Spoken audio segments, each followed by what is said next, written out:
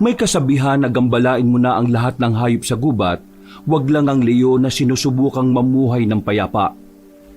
Pinagpalang araw po sa inyong lahat mga kabangers at mga kayanggaw. Ang kwentong ito ay karanasan ko bilang alalay ng isang pinakamagiting na manunugis ng kapis noong binata pa ako. Hindi ko makakalimutan ang karanasan na ito. Dahil dito ko napatunayan na kapag ang isang tao ay nagalit, talagang lahat ay kaya niyang gawin para sa pamilya. Dito ko rin mas naintindihan na mahalaga ang bawat oras. Na dapat habang kasama mo pa ang pamilya mo o ang mahal mo sa buhay, iparamdam mo na sa kanila ang pagmamahal mo ng wagas. Dahil hindi natin alam kung kailan sila babawiin sa atin ng Diyos. Kilalanin niyo na lang po ko bilang si Erwin. Kabanong, mga kabangers at mga kayanggaw, ito ang aking kwento.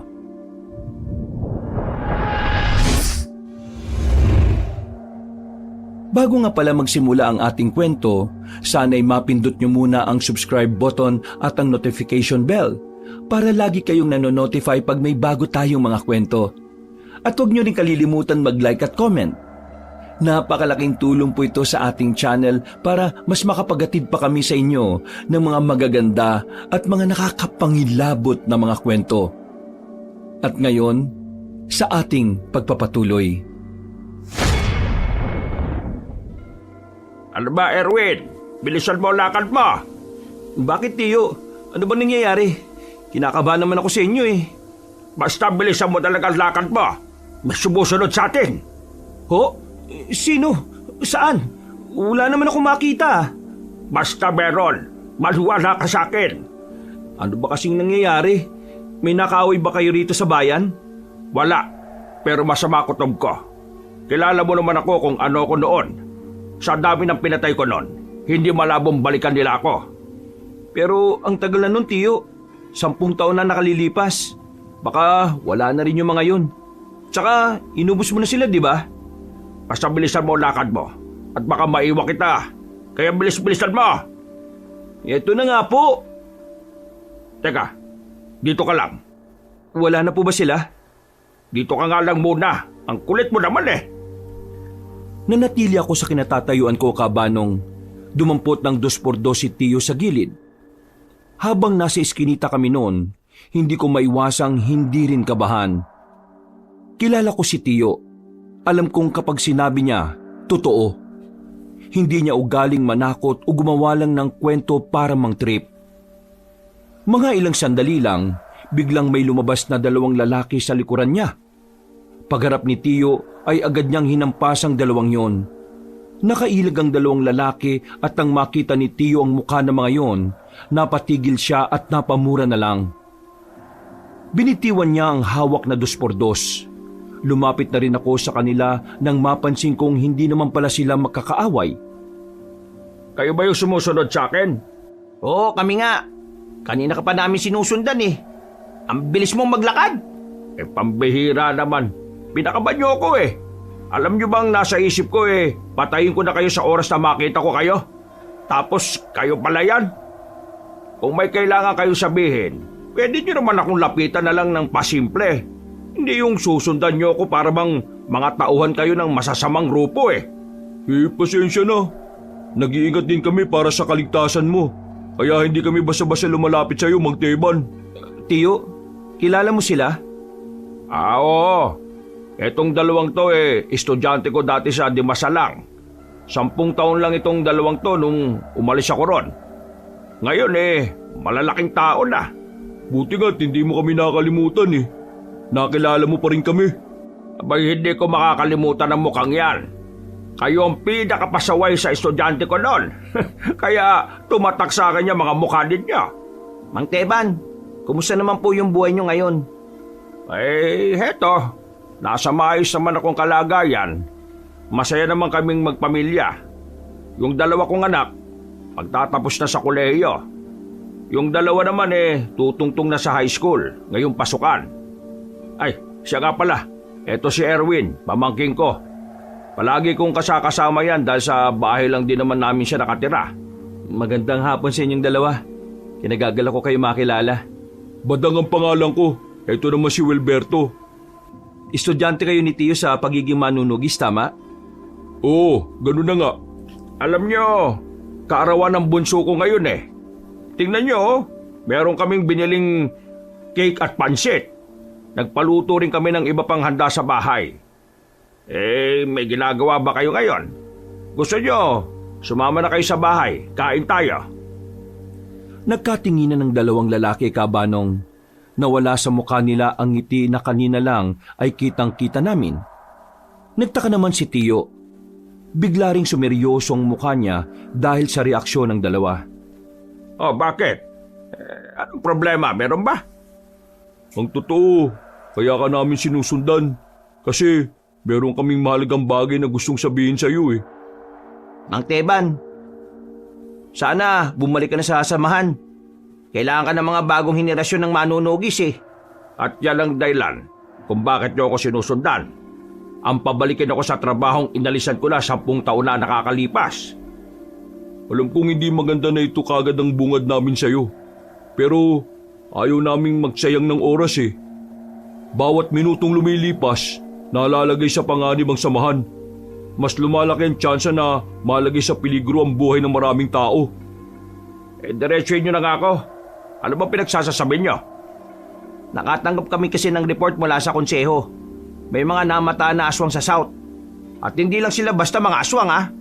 Nakakumpirma ng ibang grupo na ang mga aswang na yun kasama sa naging labanan sa bundok 10 taon ang nakakalipas. Ibig sabihin, hindi nyo naubos yung mga aswang na yun. May ilang nakatakas. At ang mga nakatakas na yun ay may balak na bumalik. Naghahanda na sila, Mang Teban. Aba, imposible yung sinasabi ninyo. Sinigurado namin no na talagang naubos na namin silang lahat eh. Pagkatapos ng labanan sa bundok, sinuyod pa namin yung buong gubat. Ang mga abandonadong baryo, pati na rin yung South, pinuntahan namin. Wala na kami nakita mga aswang eh. Kaya hindi ako maniniwala na meron silang namataan na aswang sa South. Ako mismo magpapatunay na natalo namin silang lahat. Kung sino man yung mga taga-konseho na nagsabi sa inyo, gusto lang nilang pabalikin ako. Wala nang iba pang dahilan. Lihiti mo ang impormasyong nakuha namin. Kami mismo.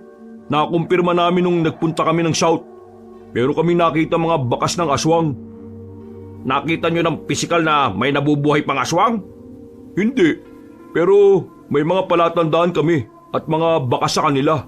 Hanggat hindi kayo nakakapagbigay sa akin ng matibay na ebidensya na meron pang aswang, hindi ako maniniwala. Pasensya na ah. Pero sinayang nyo lang yung oras nyo. Hindi na ako babalik sa samahan. Kaya ako nga sila inubos nun eh. Kasi gusto ko na pagkatapos maituon ko na ang buhay ko sa pamilya ko. Ngayon, masaya na ako. Namumuhay kami ng tahimik. Nasusubaybayan ko lahat ng magagandang pangyayari sa buhay ng mga anak ko. Kaya hindi na ako babalik sa trabaho na iniwan ko matagal na. Pero Mang Teban, wala kaming pinuno. Wala kaming sinusundan. Wala kaming gabay. Ikaw lang yun kung sakaling babalik ka. Kailangan ka namin, hindi nyo ako naiintindihan dahil mga bagito pa kayo. Kapag matagal na kayo sa ganyang trabaho at nagawa nyo na lahat ng dapat, darating kayo sa punto na gugustuhin nyo lang na mamahinga sa katahimikan kasama mga mahal ninyo sa buhay. Sa ngayon hindi nyo pa yan mararamdaman. Kasi masaya pa kayo sa ginagawa nyo eh. Hindi ka ba naging masaya sa ginagawa mo noon? Naging masaya ba ako noon? Abay oo naman.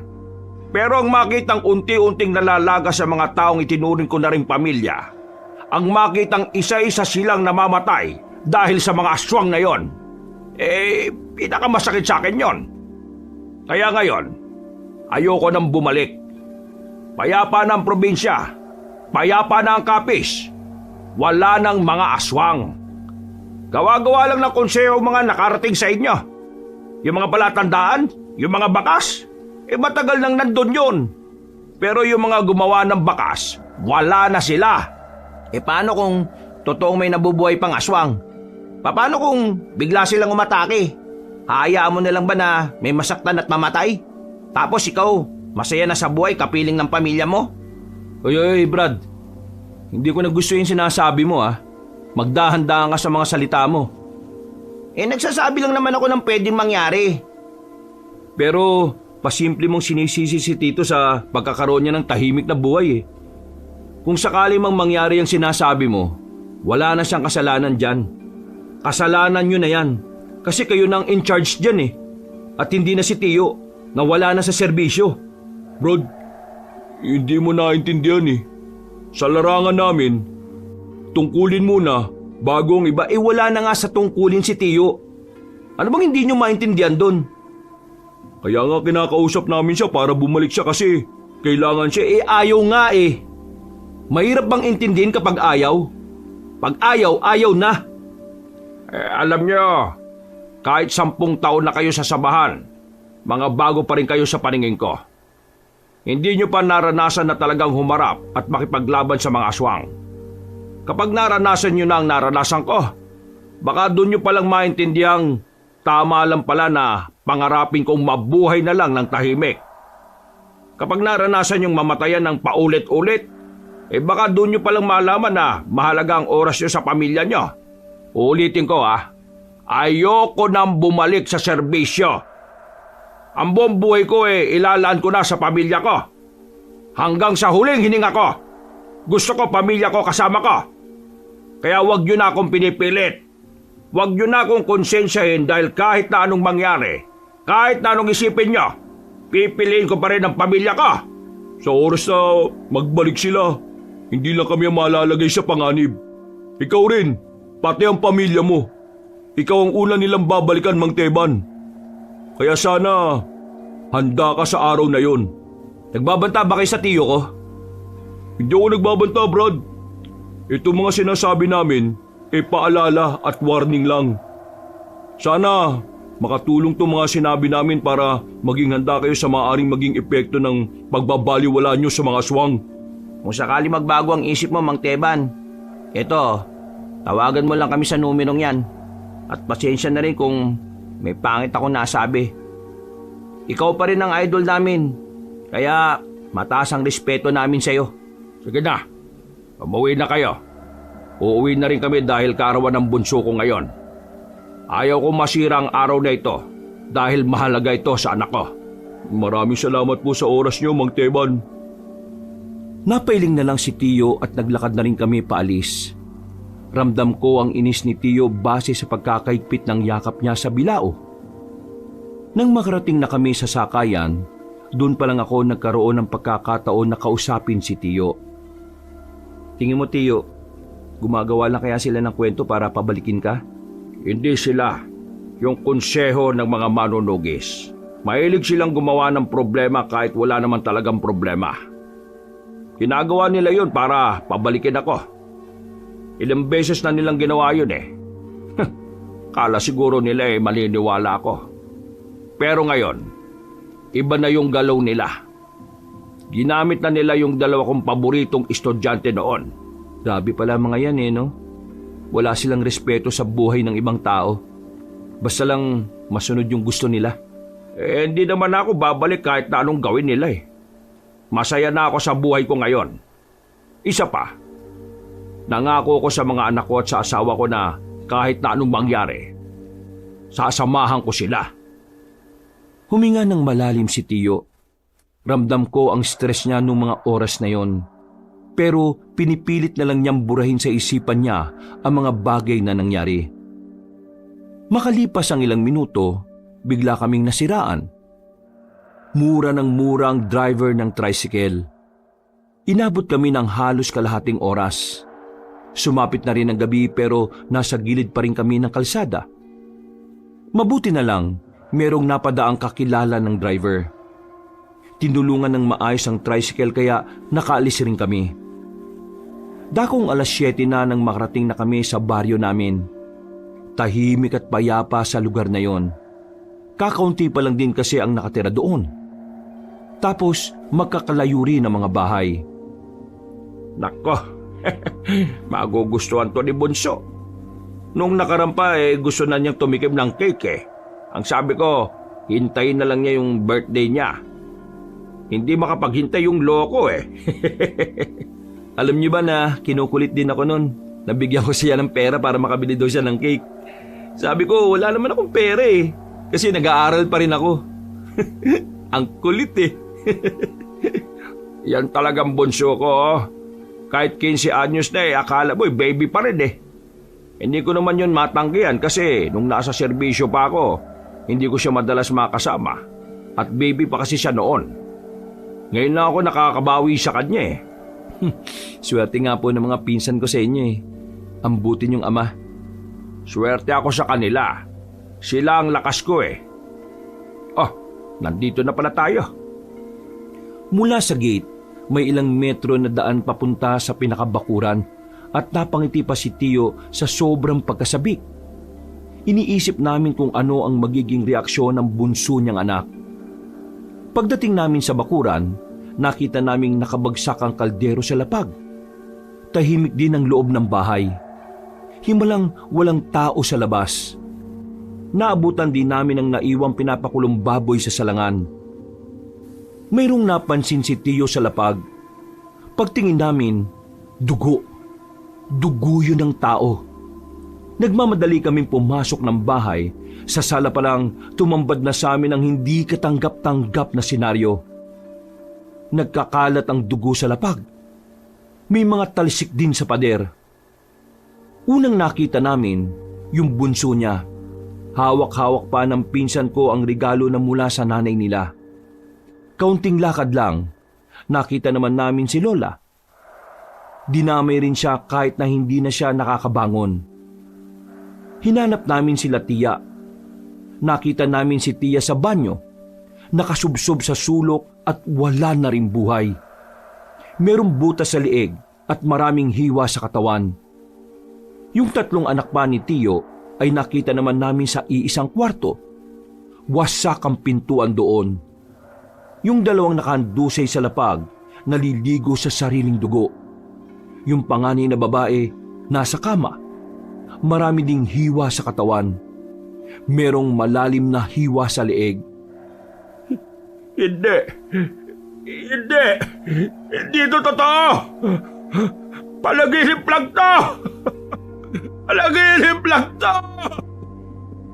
Pinilit kong kumbinsihin ang sarili ko na ang mga nakita namin ay panaginip lang. Pero sa tuwing ididilat ko ang mga mata ko, yun at yun pa rin ang nakikita namin. Ang dating masaya at masiglang bahay, tila naging impyerno. Naging imahe ng karahasan at kamatayan.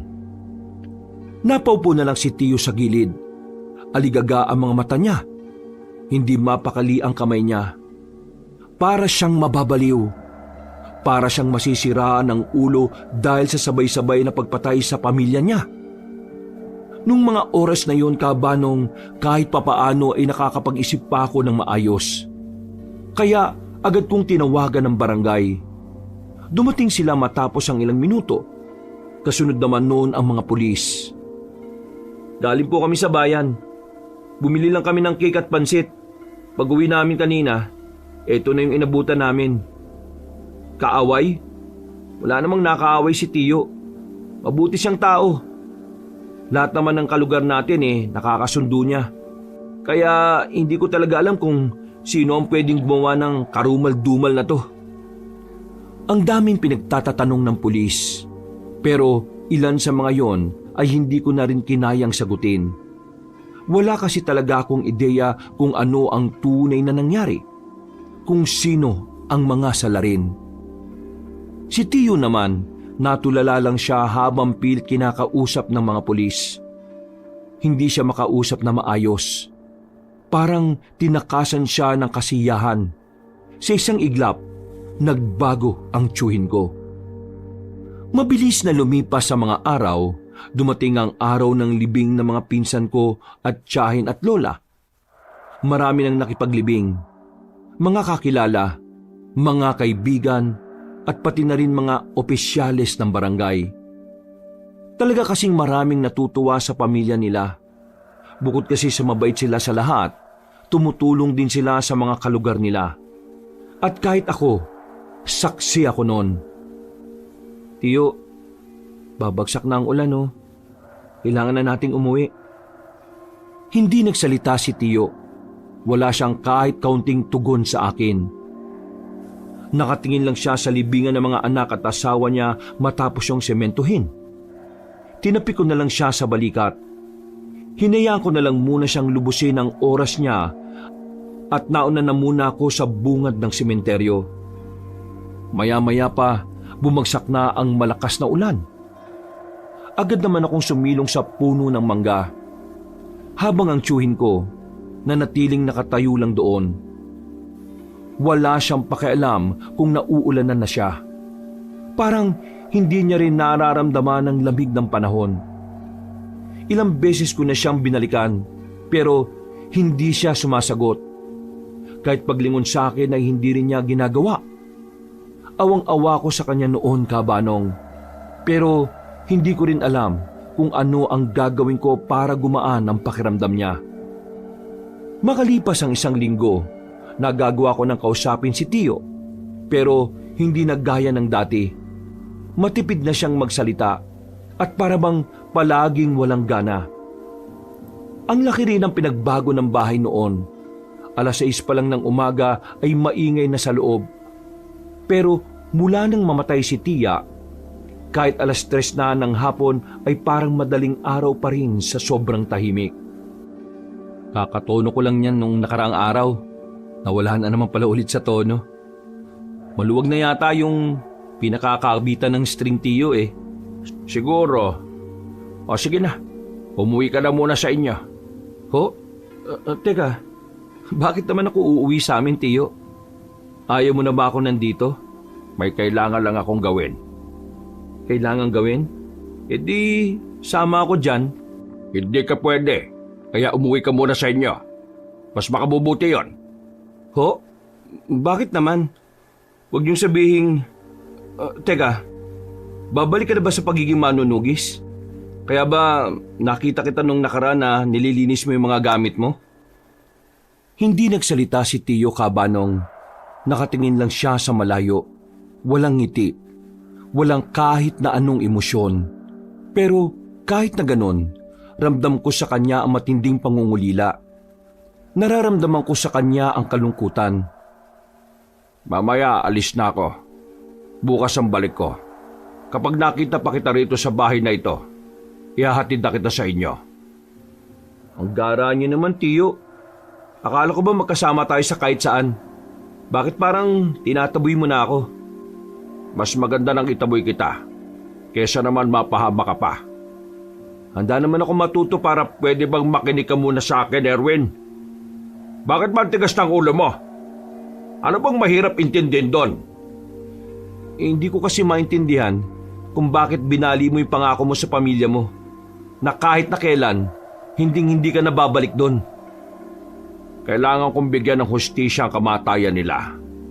Hindi mo ako maintindihan. Tingin nyo, magiging masaya sila sa gagawin nyo? Paano kung ikaw naman ang mawala? Tapos ngayon, ayaw mo pa akong isama? Ayaw kitang isama dahil ikaw na lang ang meron ako, Erwin. Ikaw na lang ang pamilya ko. Kapag pati ikaw ay napahamak, mas lalong hindi ko mapapatawad ang sarili ko. Baka ikabaliw ko na kapag pati ikaw ay mawala sa akin. Kaya sana maintindihan mo ko. Hayaan mo kong gawin ito dahil ito na lang ang nakakapagpagaan sa kalooban ko. Napasandal na lang ako sa dingding at napabuntong hininga, Kabanong. Naintindihan ko naman si Tiyo. Alam ko na hindi madaling tanggapin ang lahat ng nangyari, lalo na't biglaan lang ang pagkawala nila. Ibig ba nitong sabihin, tama yung 2 estudyante mo? Nagbabalik na ang mga aswang? May pagkakamali akong ginawa noon. Kung alam ko lang na demonyo siya, tinapos ko na siya noon pa. Sinong siya? Nung natalo namin ang mga aswang sa south at sa bundok, may isang bata akong pinatakas. Aswang siya. Pero nung oras na yon, nakaramdam ako ng awa dahil akala ko, inosente siya. Naalala ko sa kanya ang anak ko kaya pinaalis ko siya. Nangako siya sa akin na hindi niya tatahakin ng landas ng mga kalahi niya. Yun ang malaking pagkakamali na nagawa ko. Masyado akong nagpadala sa awat na niwala kong hindi masama ang batang babae na yon. At sa 10 taon, nakabuo na siya ulit ng grupo at sila ang salarin ng mga nangyari. Malakas ang kutob ko na mga aswang ang pumatay sa pamilya ko. Amoy na amoy ko ang iniwan nilang baho dito sa bahay nung dumating tayo. Kaya Erwin, umuwi ka na sa inyo. Magiging madugo itong gagawin ko. Hindi ko na siya kinontra, Kabanong. Naisip ko rin kasi na talagang delikado rin ang buhay ko.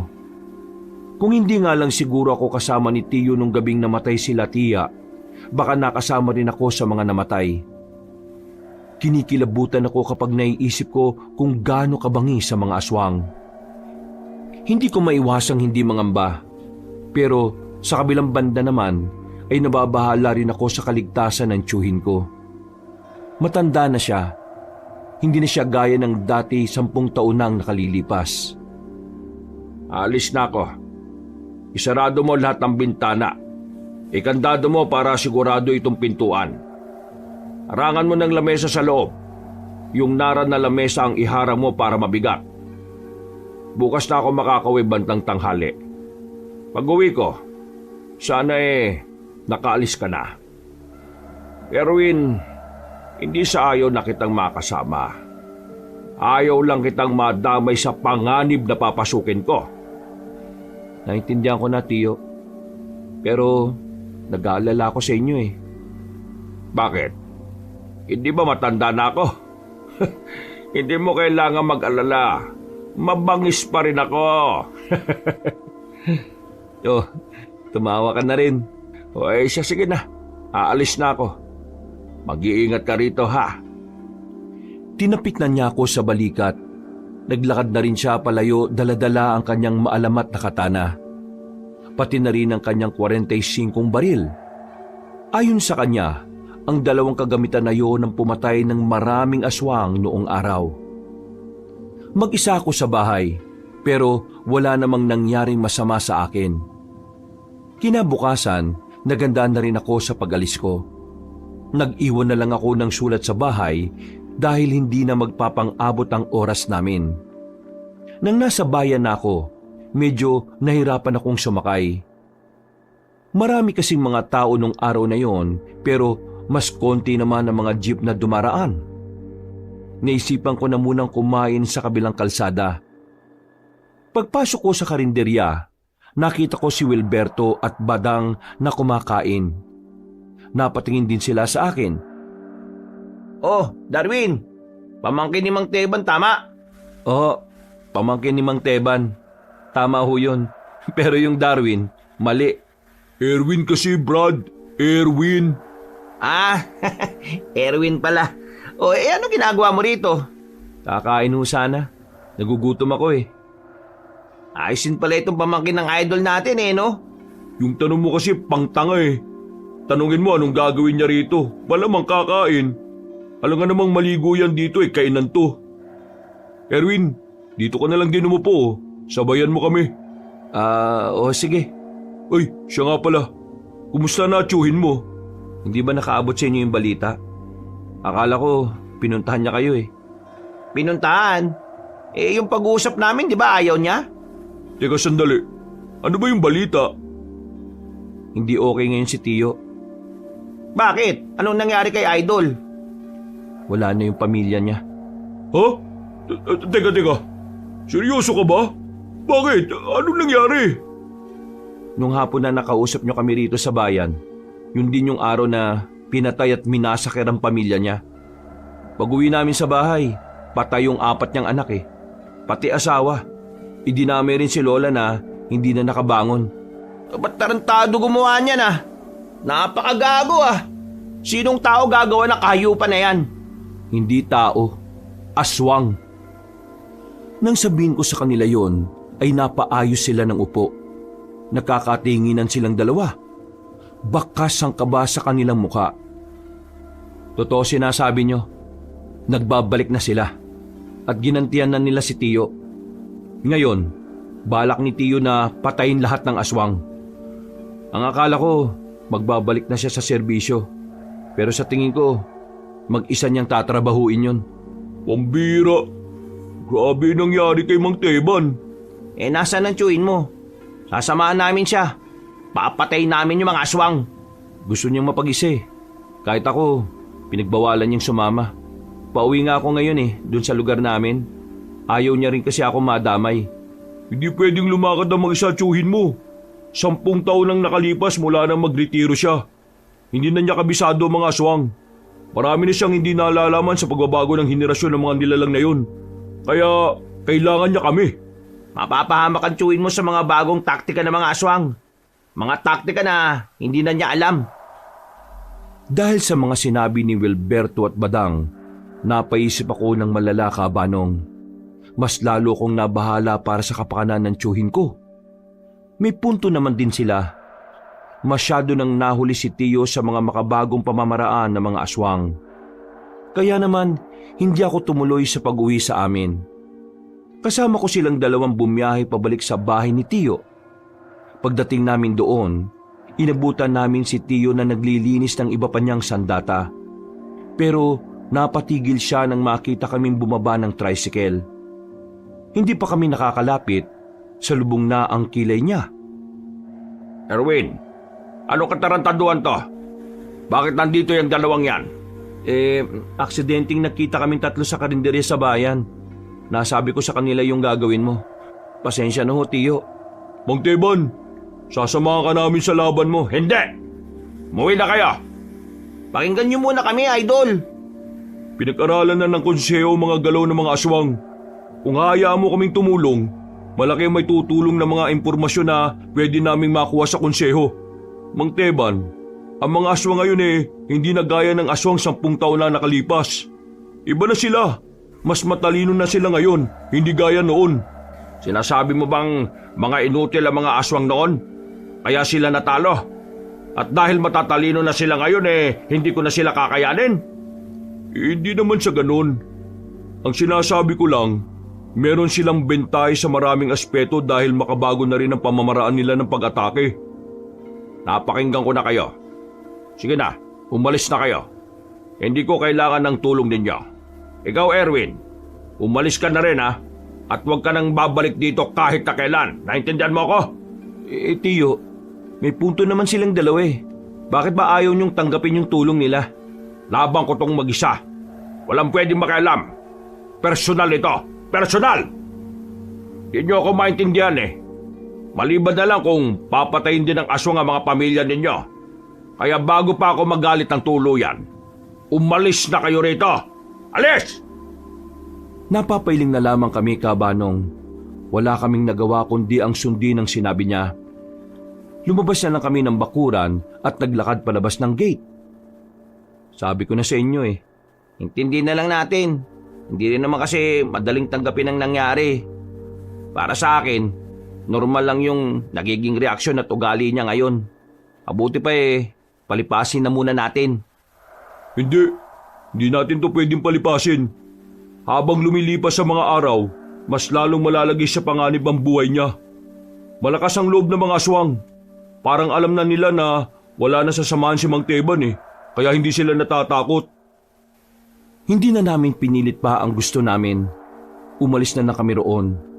Dahil hindi ko pa gustong umuwi sa amin, makikitira muna ako sa kanilang dalawa. Total, magkasama naman daw sila sa iisang bahay. Ilang minuto lang ang nakalipas, nakabalik na kami sa bayan. Maayos at maganda naman ang bahay na tinitirhan ng dalawa. Kaya palagay ko, magiging komportable naman ako ron. Pasensya ka na Ito lang bahay namin. Ang ganda nga Babalikan natin si Mang Teban bukas. Kailangan natin siyang makausap ulit. Hindi ba dapat palamigin muna natin yung ulo niya? Wala na tayong dapat sayangin na oras. Hindi natin alam ang binabalak ng mga aswang Tahimik ng gabing yon. Habang nakahiga ko at nakatingin sa kisame, hindi mawala-wala sa isipan ko si Tiyo Teban. Kahit alam ko naman kung gaano siya kahusay na manunugis noon. Hindi ko pa rin maiwasan na hindi mag-alala para sa kapakanan niya. Dahil sa kakaisip ng kung ano-ano, dinalaw na rin ako ng antok. Maayos ang gising ko kinabukasan. Iniwan ako ng dalawa at bumalik sila bandang hapon. Wala kaming sinayang na pagkakataon. Agad na rin kaming bumiyahe papunta sa bahay ni Tiyo. Magbabaka sakali ulit kaming mapapayag siyang sumama kami sa kanya. Pero nang dumating kami roon, meron kaming nakitang matandang babae na nakagapos sa puno ng nyog sa gilid ng bahay niya. Buwaghag ang buhok ng matandang babae. Nanlilisik din ang mga mata nito. Mahahaba din ang kuko. Lalapitan ko sana para kausapin pero pinigilan ako ng dalawa. Ayon sa kanila, aswang ang nakagapos noon. Anong ginagawa nyo rito? Ilang beses ko bang sasabihin na hindi ko kailangan? Tignan nyo, sisiw lang sa akin ang paghuli sa isang ito. Patunay lang yan na kaya ko pa rin gumalaw kahit wala akong kasama. Tiyo, saan mo kinuha yan? Hindi na mahalaga yon. Ang mahalaga, nandito siya at pipigain ko siya. O ano, di ba kaya alis? Anong gusto niyo makita? Kung paano ko pagsasalitain ng matandang ito? Kinuha ni Tiyo ang tubo sa silong ng bahay. Lumapit ito sa matandang babae at tinukoy ang dulo ng tubo sa ulo nito. Umangil naman ang aswang na yon. Galit na galit. Naglalaway at lumalabas pa ang mahaba at matulis nitong dila. Tanda, sabihin mo sa akin kung nasaan ang iba mong mga kasama. Kung hindi ka magsasalita, pahihirapan lang kita. Wala akong alam sa sinasabi mo. Wala akong kasama. Mag-isa lang ako namumuhay sa gubat. Wala akong kakilala. Hoy, tanda, hindi ako pinanganak kahapon. Para sabihin ko sa iyo, marami na akong pinatay na aswang noon. Kaya hindi na bago sa akin yung mga pinagsasasabi mo. Kung hindi ka magsasabi kung nasaan sila, pahihirapan kita. Kaya ngayon, tatanungin ulit kita. Nasaan ang iba mong mga kasama? Bakit ba ang kulit-kulit mo? Wala nga akong kasama. Ano naman kung marami ka nang napatay na aswang? Anong mapapala mo sa akin wala nga akong alam. Wala kang alam ano yung mga nakita ko sa loob ng bahay mo? May mga larawan kayo. At nandun sa larawan na yon, ang mukha ng batang babae na pinatakas ko noon. Hindi mo ako maloloko. Magsasalita ka o ipatitikim ko sa iyo itong hawak ko. Bahala ka sa buhay mo. Wala akong sasabihin kasi wala akong alam. Ganun ba? Hindi nagdalawang isip si Tiyo. Hinataw niya ng malakas sa matandang babae ng tubo sa muka. Sa lakas ng pagkakapalo niya ay agad na dumugo ang bibig na matanda. Hindi pa nakontento si Tiyo. Nakailang ulit niya pang hinataw ang mukha nito pero hindi pa rin nagsasalita ang matandang aswang. Ngayon, sabihin mo sa akin, nasaan ang iba mong mga kasama? Wala akong kasama. Wala.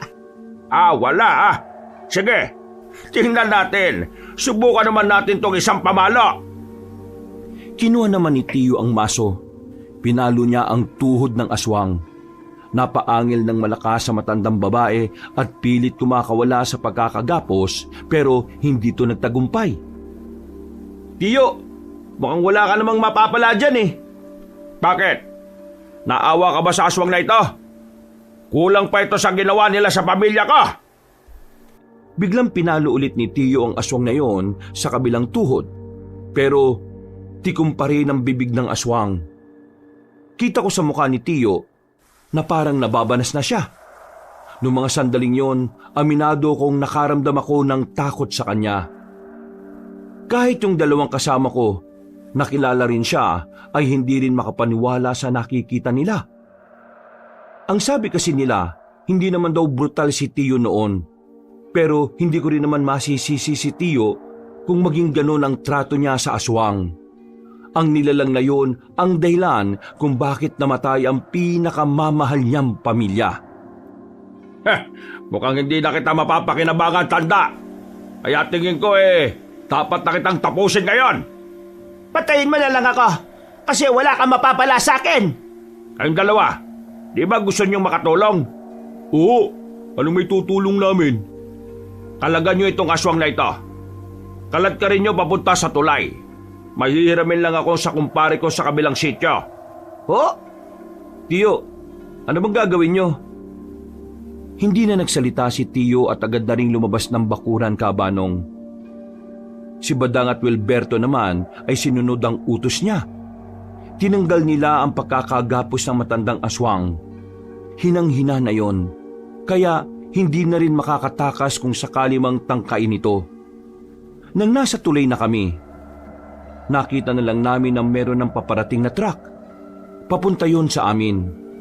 Mabilis ang takbo, kaya ang tangi naming nagawa ay gumilid na lang. Nasagasaan ng aswang, tumilapon at nagkanda bali-bali ang katawan. Bumaba sa truck si Tiyo.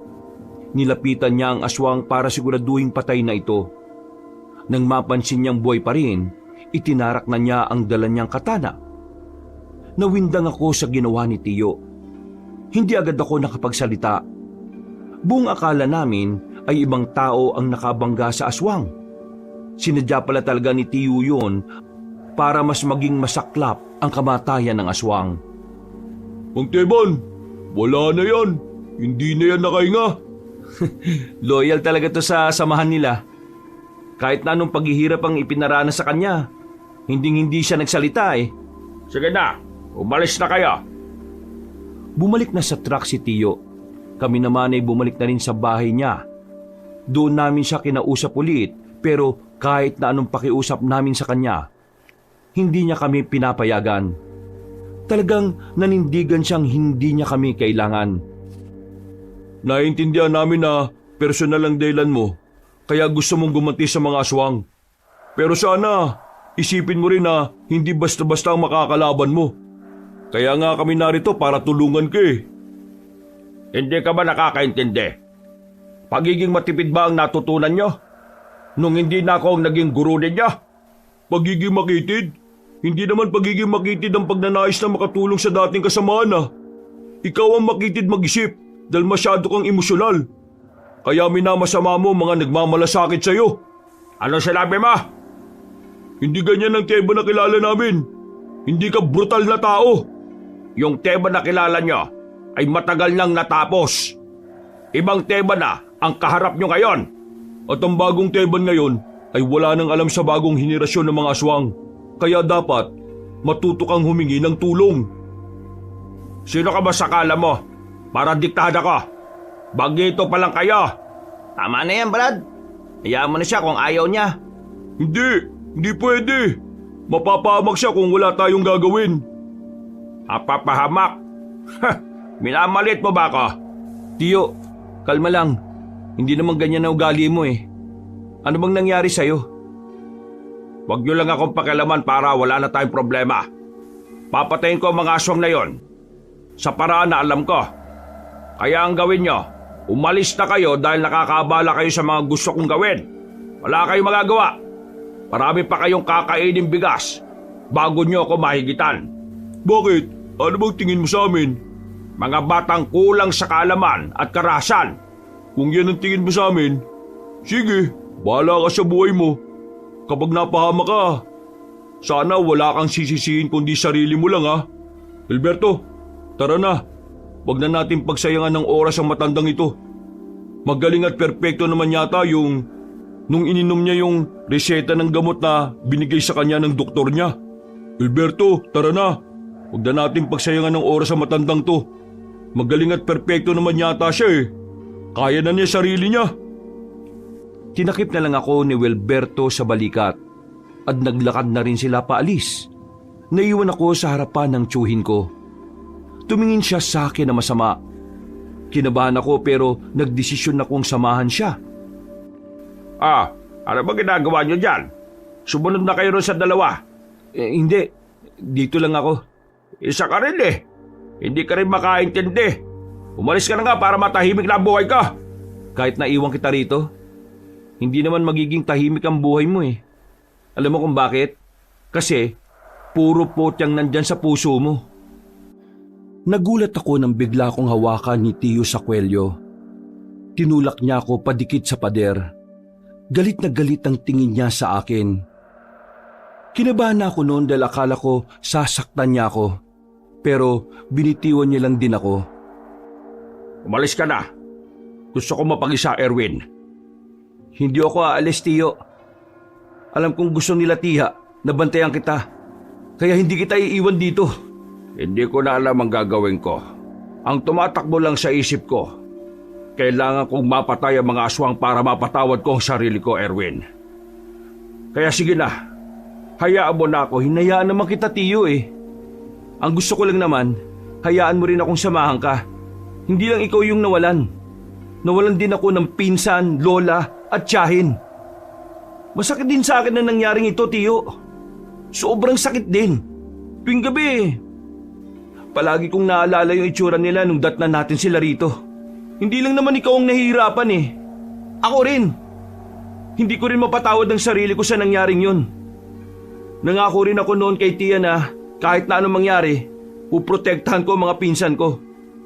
Pero wala na akong nagawa nung gabing yun. Kagaya mo, sinisisi ko rin ang sarili ko. Huminga ng malalim si Tiyo Kabanong. Umupo siya sa pintuan at napatingin sa malayo. Tinabihan ko rin siya at inakbayan. Tiyo, sasamahan kita. Sabay nating kukunin ang hustisya para sa kanila. Kaya sana naman, tulungan mo rin ako. Tulungan mo akong makatulong sa'yo. Maraming salamat. Maraming salamat talaga, Erwin. Naliwanagan na rin si Tiyo noong gabing yon. Pumayag na siyang samahan ko siya. Pero hindi siya pumayag na makialam ang konseho sa magiging misyon namin. Hindi niya rin gustong isama si Badang at Wilberto. Dahilan niya, ayaw niyang mapahamak ang dalawang yon. Hindi dahil alam niyang kulang pa sa karanasan, ngunit dahil ayaw niyang may mabawasan na naman sa mga taong mahalaga sa kanya. Kinabukasan, medyo magaan ang pakiramdam ko. Nakikita ko na rin nakangiti si Tiyo. Habang pinagmamasdan niya ang larawan nilang magpamilya. Ramdam ko ang namumuong pag-asa at saya sa kanya. Nilapitan ko siya at inakbayan. Pakiramdam ko noon, bumalik na ang dating Tiyo ko na talagang positibo sa buhay. Tiyo, si Badang at Wilberto, hindi ba talaga sila pwedeng sumama? Ramdam ko kasing sincero sila sa pagtulong sa atin eh. Hindi ko pa nababasa ang galaw ng mga aswang eh. Kaya delikado kung marami tayong gagalaw. Kapag marami, mas madali nila tayong mababantayan. Kung sakaling dumating ang oras na kailanganin na natin ng tulong, handa akong tanggapin sila. Kailan mo ko tuturuan ng mga nalalaman nyo? Ngayon. Agad-agad? Wala tayong oras para magbuni-muni. Sa ginawa kong pagpaslang sa matandang aswang, siguradong galit na sila. Opisyal yun ng mga aswang. Opisyal? Sigurado ka, Tiyo? Oo. Hinalungkat ko yung mga gamit niya bago ko sunugin ang bahay niya. Doon ko nalaman na talagang konektado siya sa mga aswang na pumaslang sa pamilya ko. Ang kaso nga lang, hindi talaga siya nagsalita. Mukha talagang handa siyang mamatay para lang sa samahan nila. Kung ganun, mangangapa pala talaga tayo. Oo. Natsambahan ko lang talaga yung matandang yun sa gubat. Makalipas ang ilang sandali, ay sinimulan na rin naman namin ni Tiyo ang pagsasanay. Ang dami niyang itinuro sa akin. Mga bagay na hindi ko inaakala na nagagawa niya pala talaga noon at hanggang ngayon. Medyo nahirapan ako sa ilang galaw na itinuro niya sa akin. Pero lahat talaga ng yon ay natutunan ko lang sa maghapon. Mga bandang 6:00 ng gabi, nagpapahinga na kami habang humihigop ng tableya. Pawis na pawis ako. Pagod na pagod. At talaga namang bugbog ang katawan sa kakagalaw. Nung kaidaran mo ako, hindi ako ganyang kabilis matuto. Nakakatuwa ka kasi mabilis ka makakuha ng mga tinuturo ko sa'yo. Ibig ba nitong sabihin, ako nang susunod sa yapak mo? Kung ako ang tatanungin, ayokong tahakin mo ang ganitong landas. Ngayon lang kitang pinapayagang sumali sa ganito kasi gusto mong makatulong. Napangiti na lang ako sabay higop ulit ng tableya. Makalipas ang ilang araw, unti-unti ko na rin nakukuha ng tama ang mga tinuturo sa akin ni Tio Teban. Kahit papano, nagiging pino na rin ang mga kilos ko at galaw ko. Masaya ako noon dahil palagay ko, malaki na rin ang may tutulong ko para sa misyon na gagawin namin ni Tio. Isang hapon, umalis kami ng aming baryo. Dala-dala namin ang mga sandata namin. Yun ang simula ng paghahanap at pagtugis namin sa mga aswang. Tio, anong baryo ba to? Mag-aalas 9 na ng gabi. Ang dami pa ring tao sa labas. Ang iingay pa. Matagal na akong pumupunta rito. Nung binata pa lang ako, ganito na talaga. Ayon sa paniniwala ng mga tao rito mas maingay sila sa gabi para maitaboy daw ang mga masasamang elemento. Bakit nandito tayo? May aswang ba rito? Noon, ang mga aswang ayaw ng maraming tao. Ayaw sa maingay. Pero ngayon, malakas ang kutob ko na iba na ang ginagawa nila. Pumahalo na sila sa tao para hindi sila maging kahina-hinala. Ang tingin ko, ito ang perpektong lugar para magpanggap sila. Pumasok na kami ni Tio sa baryo. May mga sumalubong sa amin para painumin ng alak. Pero tinanggihan lang namin para makaiwas sa tinatawag na yanggaw. Pumunta na muna kami sa isang bakuran kung saan merong nagbibinggo roon. Umupo kami sa gilid at inilabas ang sarili naming pagkain. Pinagmamasdan lang namin ng mga tao. Nagmamasid kami sa paligid. Maging alerto ka ha. Baka isa sa mga taong nakikita natin ngayon mga aswang na. Wala ba tayo nung langis na sinasabi mo dati na nakakatukoy ng aswang? Ginamit ko yon nung bago ko mahuli matandang aswang. Pero hindi na yun tumatalab ngayon sa kanila. Ibig sabihin, yung mga aswang ngayon, hindi na sila nararamdaman ng langis. Kaya mano-mano natin silang uobserbahan ngayon. Habang kumakain kami ni Tio, napansin ko ang isang lalaki na nakatingin sa akin.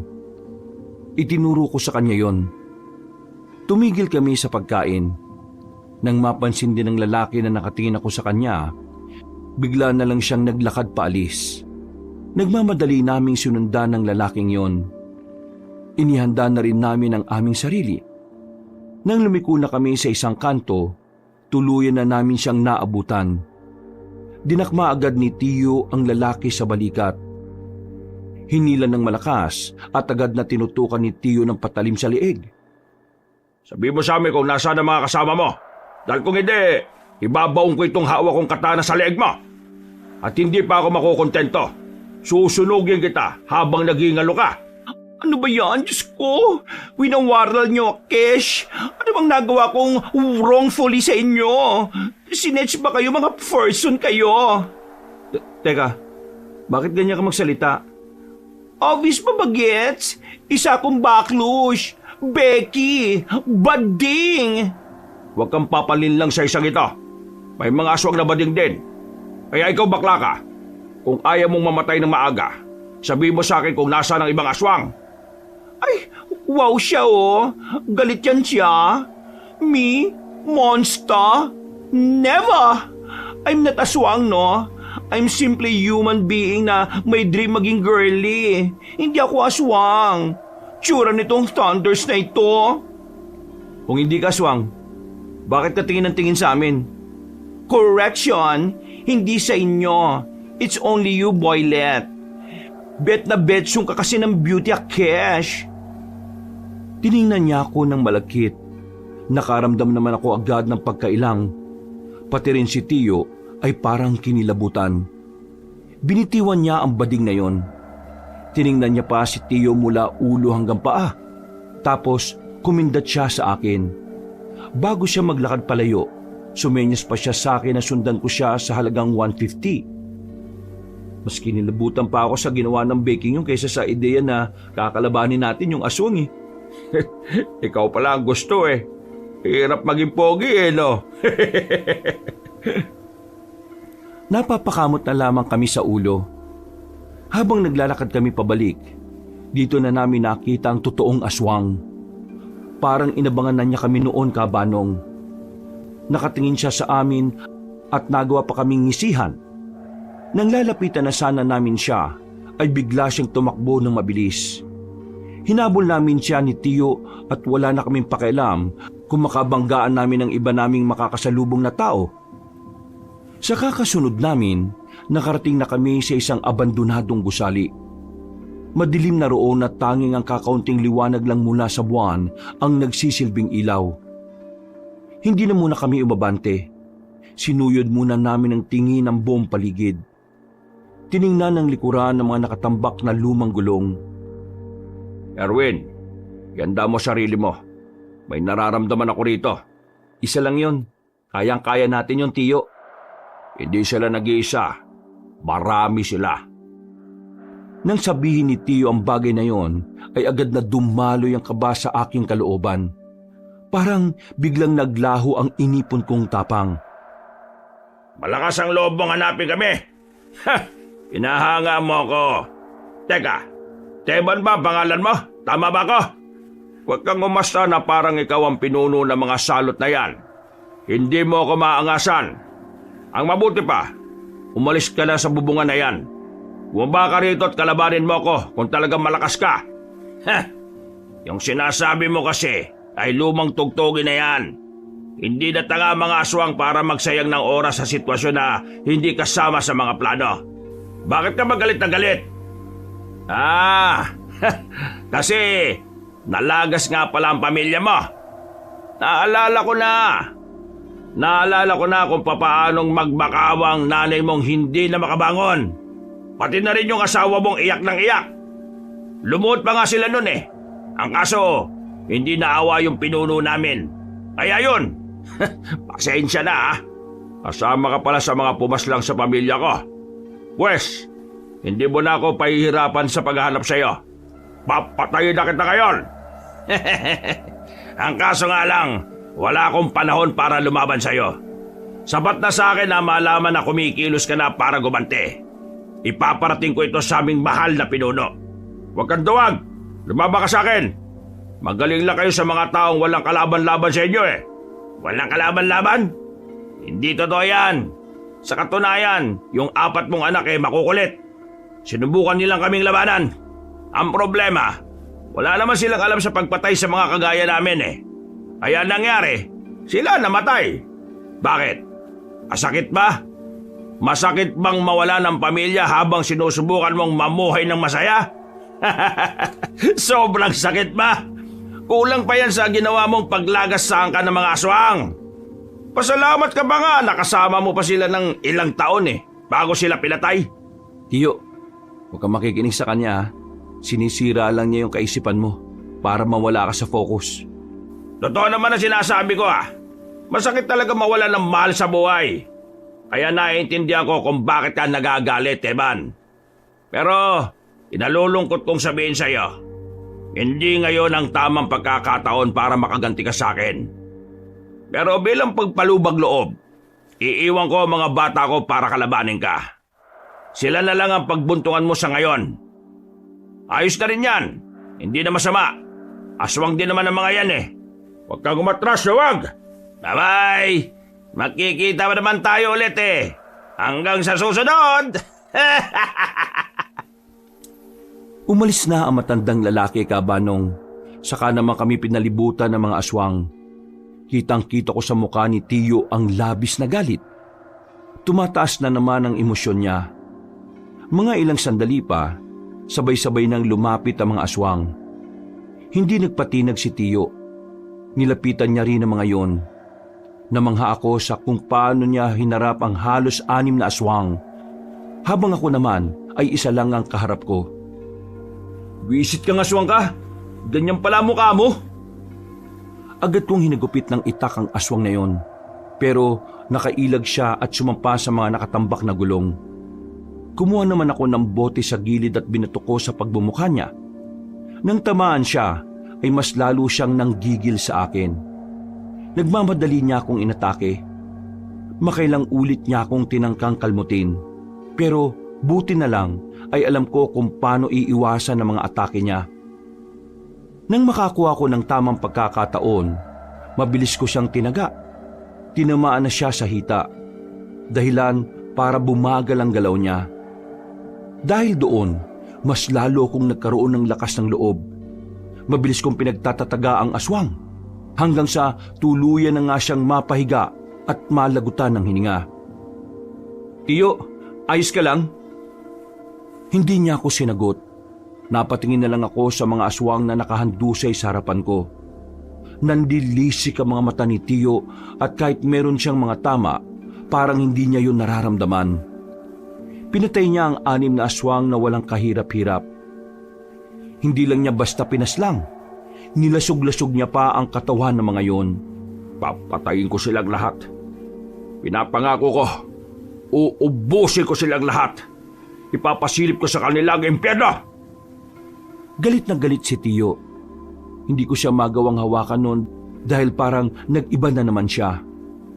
Pero maya-maya lang, nagawa rin naman niyang kumalma. Agad ni rin naming iniwan ang lugar na yon. Bago namin lisanin ang baryo, rumonda pa kami pero wala na kaming nakita pang aswang. Ang tanging inabutan na lang namin ay ang bahay na pansamantalang tinirhan ng mga yon. Pasensya ka na kanina. Hindi ko na naman nakontrol ang sarili ko. Nagpadala na naman ako sa emosyon ko. Naiintindihan naman kita, Tiyo. Malabang sa malamang, pinaghahandaan na rin nila ako. Kaya nga kailangan natin magdoble ingat eh. Kanina, madali lang nating natalo yung mga aswang. Pero malakas ang kutob ko na higit pa sa mga aswang na yun ang makakalaban natin sa susunod. Madaling araw na makabalik na kami sa bahay. Matapos malinis ang mga sugat ni Tiyo, nagpahinga na muna kami sandali sa bakuran. Naalala mo pa ba nung maliit kayo ng mga anak ko? Palagi niyong pinakikialaman ang mga gamit ko doon. Ikaw yung palaging nagpapasimuno eh. Hindi ko alam na sinyales na pala yun na ikaw ang makakasama ko sa laban na ito. Sa totoo lang, Tiyo, gusto ko rin talaga yung ginagawa mo, bata pa lang ako. Wala nang malaman ko yun kay Papa. Sinabi ko kagad sa sarili ko na gusto ko rin subukan ang larangan na pinasukan mo. Kaya palagi ako nandito eh. Pero Erwin, ang ganitong buhay ay hindi mo dapat pangarapin. Palaging delikado at palaging nasa panganib ang mga mahal mo sa buhay. Tingnan mo nangyari sa akin. Nadamay ang pamilya ko dahil sa pagiging manunugis ko. Tuwing bago ako matulog, palagi kong sinasabi sa sarili ko, kung sana hindi ako naging kampante. Kung sana hindi ko kinalimutan ang tungkulin ko. E di sana buhay pa sana sila ngayon. Hindi niyo naman kasalanan na ginusto niyong mamuhay ng tahimik eh. Ang tunay na may kasalanan ng lahat ng ito ay ang mga aswang at wala nang iba pa. Nagkataon lang talaga na sinamantala nila yung pananahimik niyo, Tiyo. Hindi kasalanan na gustuhing bigyan ng mapayapang buhay ang mga mahal niyo. Maraming salamat, Erwin. Siguro kung wala ka, wala na rin ako sa katinoan. Ngumiti na lang ako sa kanya, Kabanong. Makalipas ang ilang araw, nagkaroon kami ng impormasyon kung saan nagtatago ang matandang lalaki. Nalaman na rin naming Doming pala ang pangalan niya. May-ari daw ng babuyan sa isang lugar sa bayan. Hindi ko inakala na mga aswang pala ay nagninegosyo rin pala. Ayon kay Tiyo, ginagamit lang nila ang mga ganoong gawain para pagtakpan ang pagiging aswang nila. Bumiyahe kagad kami pagsapit ng gabi. Pagdating namin sa bayan, pinuntahan namin ang eksaktong lugar kung saan nakatirik ang babuyan ni Mang Domeng. Sa malayo pa lang, naamoy na ni Tiyo ang amoy ng aswang. Kaya naman, hinanda na rin namin ang aming mga sarili. Kakaliwa tayo. Kapag may nakita tayong ibang aswang, lalagpasan lang natin ha. Pakay natin ay si Domeng. Siya ang una nating lalapitan.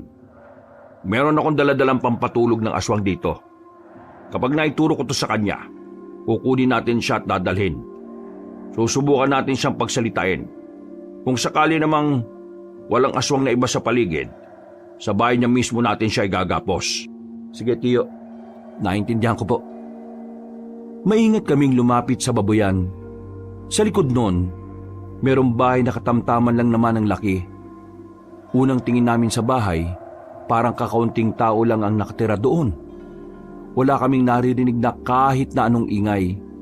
Pero maya-maya lang, narinig na naming nagsalita si Mang Domeng. Nasa balkonahe siya. Merong kinakausap sa telepono. Nang masiguro naming wala ng bantay sa paligid, gumapang kami papalapit sa bahay. Nagtungo kami sa loob. Nakita namin ang hagdanan kaya nagmamadali kaming umakyat doon. Inabutan namin si Mang Domeng na abalang-abala sa pakikipagdaldalan sa cellphone. Hindi nagsayang ng oras si Mang Teban. Nilapitan niya agad si Mang Domeng at tinarak ang matulis na bagay sa leeg nito. Paano niyong nalaman ang tiraan ko? Hindi na mahalaga yon. Ang mahalaga, mamaya pagising mo, kakanta ka. Dapat nasa tono ha, kasi kung hindi, mamamatay ka. Nawalan na ng malay si Mang Domeng. Agad namin siyang iginapo sa haligi mismo ng kwarto niya. Nang magising siya, pilit siyang nagpupumiglas. Nagbago na rin siya ng anyo bilang aswang, pero wala pa rin siyang nagawa. Linti ka! Ikaw ang duwag! Lumaba ka ng patas! Pakawalan mo ako rito! Ikaw yung unang nagpakita ng kaduwagan. Nang iwan mo ako nitong nakaraan, sinubukan ko lang gawin yung ginawa mo. Masaya pala. Meron lang naman kami mga itatanong sa'yo. Sagutin mo, para walang maging problema. At tingin nyo talaga, ilalaglag ko ang mga kasamaan ko? Manigas kayo!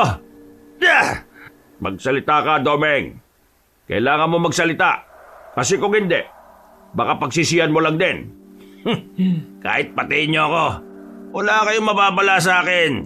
Hindi ko sasabihin sa inyo kung nasaan si Gabriela. Ganun ba? Sige.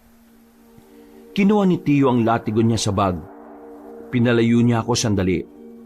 Hinagupit niya ng latigo si Mang Domeng. Sa sobrang lakas ng pagkakahataw niya, lumatay agad ang latigo sa balat nito. Isang latigo pa lang, dinugo na agad si Mang Domeng. Madali akong kausap, Domeng. Kung sasabihin mo sa akin ang kailangan ko, pwede pa kitang hayaang mabuhay. Hindi naman ako kagaya nyo ng mga siraulo. Sasabihin ko, sige, sasabihin ko na kung nasaan sila.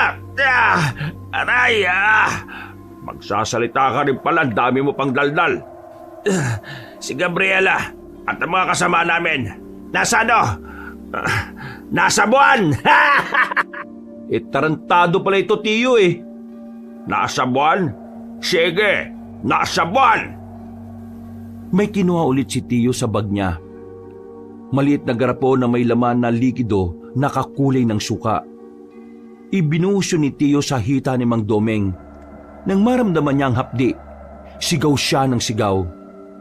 Halos mapatid ang ugat niya sa leeg sa sobrang hapdi. Hindi pa nakontento si Tio. Binuhusan niya rin si Mang Domeng sa bandang ari nito. Aray, tama na! Hindi ko na kaya, aray! Hindi mo na kaya? Hindi mo na pala kaya eh. Di magsalita ka na. Nasa San Lazaro sila. Aray! Saan yung San Lazaro na yan? Di, sa buwan pa rin!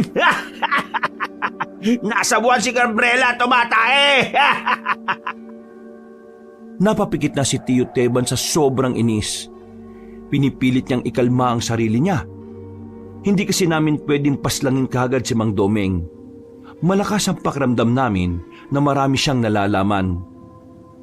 Domeng, kung hindi ka magsasalita, mapipilitan akong gamitin sa iyo ang kahinaan mo. Kaya kung ako sa iyo makisama ka na lang. Kahinaan? Wala akong kahinaan, Teban. Hindi mo ako masisindak kahit magbanta ka pa. Ganun ba? Kanina kasi, habang wala kang malay, may dumating. Akala ko bisita mo. Gusto mo bang malaman kung sino sila? Anong pinagsasasabi mo? Darwin, buksan mo ang pinto. Sinunod ko ang sinabi ni Tio. Bumungad kay Mang Domeng ang 3 aswang na magkakadikit sa pagkakagapos. May nakabusal sa bibig. Yun ay ang dalawang anak at ang asawa ni Mang Domeng. Yung dalawang anak na lalaki ay parang kasing edad ko lang din. Hindi mo yata inaasahan na darating ang pamilya mo ngayon, Domeng. Kaso, maling oras to para sa lambingan nyo eh. Nandito kasi kami. Walang iya ka.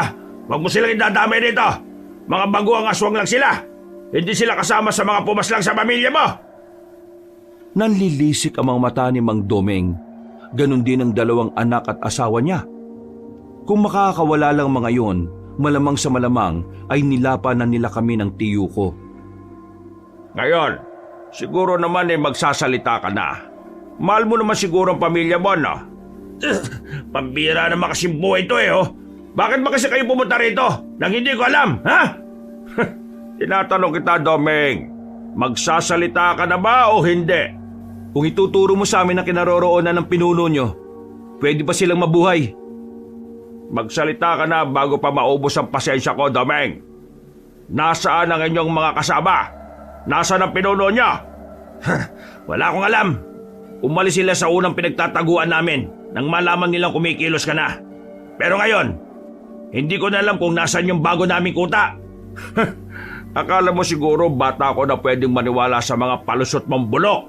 Sige, ayaw mo magsalita ah. Madali akong kausap.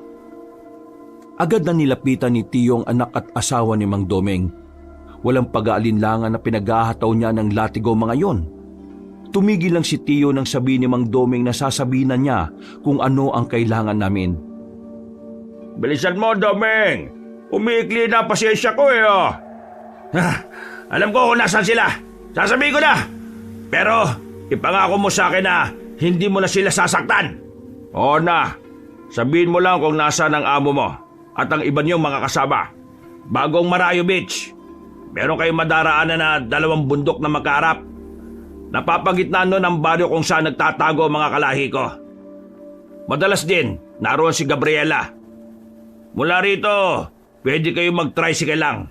Tapos bumaba kayo sa dating terminal.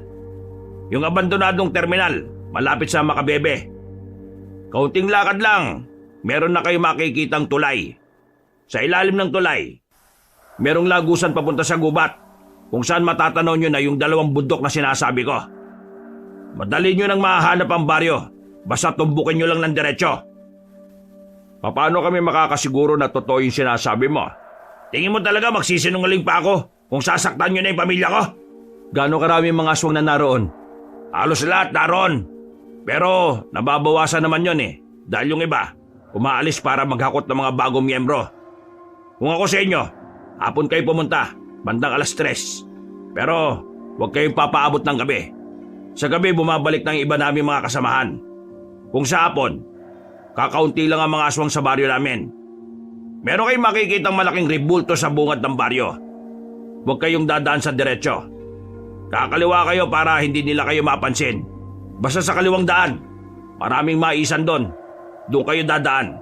At pwede niyong gapangin para siguradong hindi sila makakahalata. Ano ang binabalak ng mga aswang bukod sa pagganti nila sa akin? Akala ko ba ituturo ko lang kung nasaan sila? Ginawa ko na! Kagaya nga ng sinabi ko kanina, marami kaming itatanong sa'yo. Kaya sumagot ka na. Balak nilang pabagsakin ang konseho ng mga manunugis. Kapag nangyari yon, isusunod nila ang mga lokal. Tapos sa panguli, ang munisipyo rito sa bayan. Sasakupin nyo itong buong probinsya? Sasakupin? Anong mapapala namin sa lugar na ito? Hindi naman talaga rito nagsimula ang lahi namin. Anong motibo nyo sa mga binabalak nyo? Hindi itong kapis ang lupang sinilangan namin, kundi ang Gimaras. Kailangan lang naming burahin ang kapis sa mapa at tuluyang gawin itong lugar ng mga patay para magsilbing mensahe ito sa iba pang samahan ng mga manunugis. Para katakutan kaming lahat. Papatayin namin ang lahat ng tao rito. At magagawa lang namin yon kung mauna ka mamatay, Teban. Ikaw ang pinakabanta sa aming lahi. Ano pa mga nalalaman mo? Wala na. Yun lang ang mga nalalaman ko. Hindi rin naman kasi ako ang madalas kasama ni Gabriela kung hindi si Gina. Sinong Gina? Sino pa? Di yung una niyong pinatay. Siya ang kanang kamay ni Gabriela. Hindi siya nagsalita, no? Di ba? Oo. Kaya nga ikaw ang nasa panganib ngayon eh. Sinabi ko na ang lahat ng nalalaman ko. Kaya pakawalan nyo na ako. Pati na rin yung mga anak ko at ang asawa ko. Nakakalimutan mo na bang kasama ka sa pumaslang sa pamilya ko? Teka, anong ibig mo sabihin? Ibig ko lang sabihin, walang kapatawaran ang ginawa nyo. Buhay ang nawala, buhay din ang kapalit. Pero, nangako kayong hindi nyo sila sasaktan ah! Tiyo, wala ito sa usapan natin. Dinukot na ni Tiyo Teba ng katana niya. Sigaw ng sigaw si Mang Domeng. Nag-aapoy siya sa galit. Binubuhos na niya ang lahat na makakaya niya para lang makaalis sa pagkakagapos. Pero hindi pa rin siya nagtagumpay. Dumating sa puntong umiiyak na si Mang Domeng kaso walang naririnig si Tiyo. Ayop ka! Traitor ka! Hindi ka tumupad sa usapan! Nakikita mo ba itong dalawang anak mo? At itong asawa mo? Mawawala rin sila sa'yo ngayon! Tarantado ka! Wala kang isang salita, traitor! Ginagawa ko lang ang mga ginawa sa akin ng pinuno ninyo ngayon. Pinatakas ko siya noon at nangako siyang mamumuhay ng payapa. Pero ngayon, bumuo siya ng panibagong henerasyon ng mga aswang para patayin ang pamilya ko at para manggulo. Wala akong pakialam. Ang usapan natin, hindi mo nasasaktan ng pamilya ko kapag sinabi ko sa inyo ang kailangan ninyo. Mga bagong aswang lang ang mga yan. Walang kinalaman yan sa... Kahit na anong paliwanag mo, wala na akong pakikinggan. Gantihan lang ang laban dito. Kinuha niyo ang buhay ng pamilya ko, Domeng. Kukunin ko rin ang buhay ng mga mahal niyo sa buhay. Nilapitan na ni Tiyo ang 3 bihag. Noong mga sandaling yon, nawala na ang tapang ng 3 aswang na nakagapos. Parang nagmamakaawa na sila kay Tiyo. Pero sa nakikita ko nun kay Tiyo, desidido na siyang parusahan ng mga yon. Tingnan natin kung ano ang pakiramdam ng mawala ng pamilya. Para kasing hindi mo pa alam eh. Si Raulo! Tarantado! Huwag mo silang idadamay! Wala silang kinalaman sa ginawa ko! Yung pamilya ko, may kinalaman ba sila sa ginawa ko? Di ba wala naman? Pero bakit ko sila dinamay? Namumuhay sila ng payapa pero anong ginawa ninyo? Pinatay ninyo! Pati si nanay na hindi na makalakad, pinatay nyo rin! Ngayon, sabihin mo sa akin, mali ba ako kung pati mga mahal mo sa buhay na walang kinalaman ay idadamay ko? Nakikiusap ako sa iyo. Huwag mo silang idamay. Nagmamakaawa ko. Ako na lang ang patayin mo. Huwag lang sila. Hindi magiging patas kung hindi mo mararamdaman ang unti-unti nilang pagkawala. Kaya pasensya ka na, Domeng. Mas gusto kong makita mo kung papaano mawala ang mga to sa buhay mo. Noong mga sandaling yung kabanong, hindi ko na alam ang gagawin ko kay Tiyo. Wala na siyang pinakikinggan. Desidido na siya sa gagawin niya. Wala siyang pakialam kung inosente ang mga papatayin niya. Si Mang Domeng naman, iyak lang ng iyak. Nagmamakaawa, pero wala siyang mapapala. Masyado nang matigas ang puso niya. At kahit na anong gawing pagtangis ni Mang Domeng, hindi nalalambot ang puso ng tiyuhin ko. Wag! Panagawa mo na! Damhin mo kung gaano kasakit mawalan ng pamilya, Domeng! Pakiusap! Wag!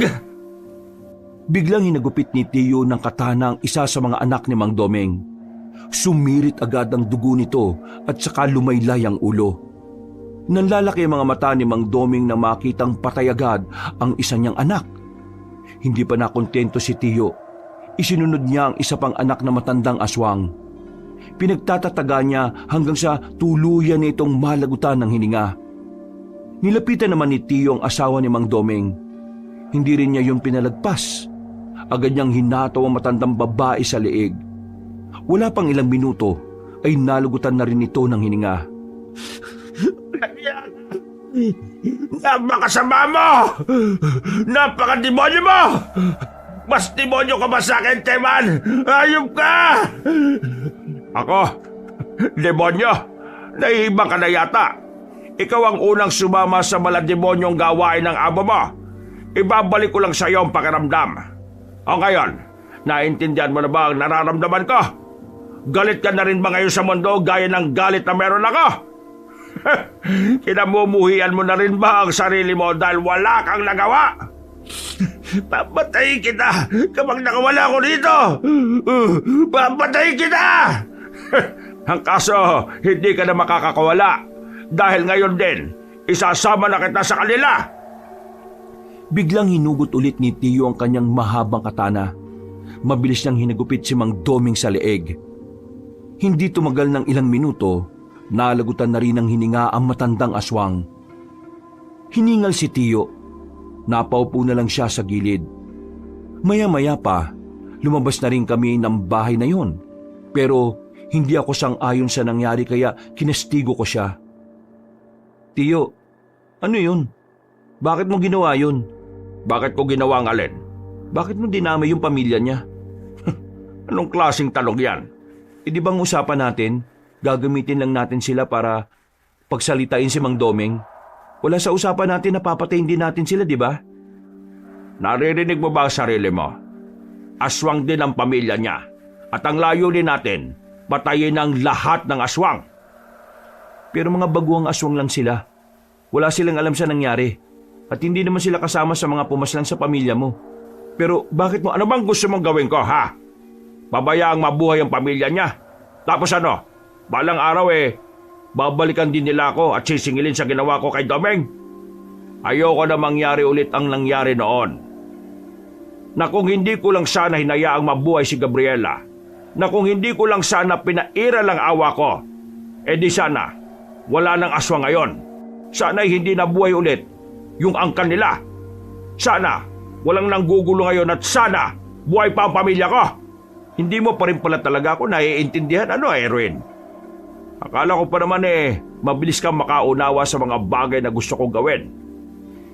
Hindi na ako nakapagsalita ng mga sandaling yon, Kabanong. Napagtanto ko rin naman kasi na may punto nga siya sa sinasabi niya. Napabuntong hininga na lang ako. Mga ilang sandali lang din naman ay naging kalmado na rin si Tio. Tio, pasensya na ha. Nag-aalala lang din naman kasi ako sa iyo Ayoko naman na dumating ang araw na tuluyan ka ng nilamon ng galit nyo. Alam ko ang ginagawa ko, Erwin. Kung hindi lang naman sila aswang, hindi ko naman sila idadamay. Pero aswang sila At lahat ng aswang masasama. Lahat ng aswang may kakayahang gumante habang nabubuhay pa sila. Kaya ano magiging plano natin ngayon? Uwi muna tayo sa atin. At bukas ng gabi, saka tayo aalis. Tayong dalawa lang? Oo. Bakit, natatakot ka ba? Hindi naman. Pero kasi sobrang dami nila Kung natatakot ka, ako na lang. Baka mamatay ka pa. Hindi. Sasama ako. Hindi pwedeng mag-isa ka lang. Basta makikinig ka lang sa mga sasabihin ko, ha? Walang mangyayaring masama sa'yo. Matapos ang naging misyon namin, agad na rin muna kaming umuwi sa bahay. Habang naghuhugas ako ng kamay ko dahil sa mga dugong natuyo roon, muli kong naalala ang itsura ni Mang Domeng bago ito tuluyang mamatay. Sa hindi malamang dahilan, nakaramdam ako ng kilabot. Hindi ko inakala na ganoon pala talaga pumatay ng aswang si Tio. Napakabrutal. Malupit at talagang walang patawad. Naiintindihan ko naman ang nararamdaman niya. Pero dinarasal ko lang noon na sana wag dumating ang araw na hindi na niya makilala ang kanyang sarili. Kinabukasan. Mabuti naman at gising ka na. Nakatulog po ba kayo, Tio? Pero 2 oras lang. Pwede ka na munang matulog. Ako na munang bahala rito sa bahay. Hindi na. Hindi na rin naman ako inaantok Sigurado ba kayo? Oo naman. Maya-maya'y may kumatok sa pintuan. May inaasahan ba kayong bisita ngayong araw, Tio? Bisita? Wala. Kailan pa ako nag-imbita ng bisita? Sino ho yung kumakatok? Ako na magbubukas. 2 na lang tayo. Baka mamaya aswang yung mga yan. Lumapit kami sa pintuan. Pagbukas namin, bumungad sa amin si Badang at Wilberto. Baka sa mukha nila ang pangamba. Hindi pa namin sila pinapapasok ay kusa na silang pumasok. Sila na rin ang nagsarado ng pinto. Ay! Anong ginagawa nyo rito? Badang, anong meron? Mang Teban, kailangan namin ng tulong ninyo. Ha? Anong tulong? Di ba sinabi ko naman sa inyo na Idol, nilagasan na nila ang konseho. Inisesa nila ang bahay ng mga opisyal. Kanina umaga, lumutang ang balita. Lahat patay. Ang akala namin wala nang ibang sinaktan ng mga aswang eh. Pero halos kalahati rin ng mga kasamaan namin, pinatay nila. Buti na lang nakaligtas yung iba. Pero ngayon, wala na kaming balita sa kanila. Nagtatago na sila dahil sa banta ng mga aswang. Idol, pakiusap. Tulungan mo na kami. Inuubos na nila kami. Kailangan namin ng isang kagaya mo. O teka, kumalma muna kayo. Kalma. Binigyan ko sila ng malamig na tubig para kahit papaano ay maging mahinahon sila. Maya-maya lang din ay napag-usapan na namin ang mga nangyari sa kanila. Kahit si Tio Teban ay nababahala na rin. Nanghinayang din siya sa mga buhay na nawala. meron kami binabalak ni Erwin. Pupuntahan namin yung kuta ng mga aswang. Alam na ninyo kung saan sila naglalagi? Nabiyag namin ang isa sa mga opisyal ng mga aswang kagabi. Napaamin namin siya, kaya nalaman namin. Pupunta kami ron ng kaming dalawa lang. Kung gusto nyo, sumama na kayong dalawa. Totoo ba? Tinatanggap mo na kami ulit? Tayo-tayo lang din na magtutulungan. Alam ko magiging mahirap to para sa atin. Pero mas magiging maganda ang laban kung magsasama-sama tayo. May mga napag-usapan na kami ni Tio. Ilalatag namin sa inyo at dadagdagan nyo na lang kung meron kayong mga ideya. Nung umagang yon, Kabanong, masaya ko kasi sa wakas, naging magkasundo na rin si Tio at ang dating dalawang estudyante niya. Matapos namin mapag-usapan mga plano, naganda na rin kami para sa aming pag-alis. Mabilis na lumipas sa mga oras. Malapit na rin ang kinagabihan. Iniwan na rin namin ang baryo para puntahan ang kuta ng mga aswang. Magkahalong kaba at pananabik ang nararamdaman ko noon, Kabanong. Kinakabahan ako dahil yun ang unang beses na tatapak ako sa lugar ng mga mababangis na nilalang. Nasasabik naman ako dahil sa wakas, magkakaroon na si Tio ng pagkakataon na makamit ang hustisya. Mang Teban, Bakit? pasensya na nung nakaraan ha. Nadala lang din ako ng emosyon ko noon. Pasensya na rin. Naintindihan nyo rin naman siguro kung bakit ganun ang reaksyon ko. Naintindihan naman namin. Kilala ka naman namin eh. Hindi ka naman talaga ganun. Ang tao, kapag nasasaktan, nagbabago talaga. At saka, idol ka pa rin namin kahit na anong mangyari.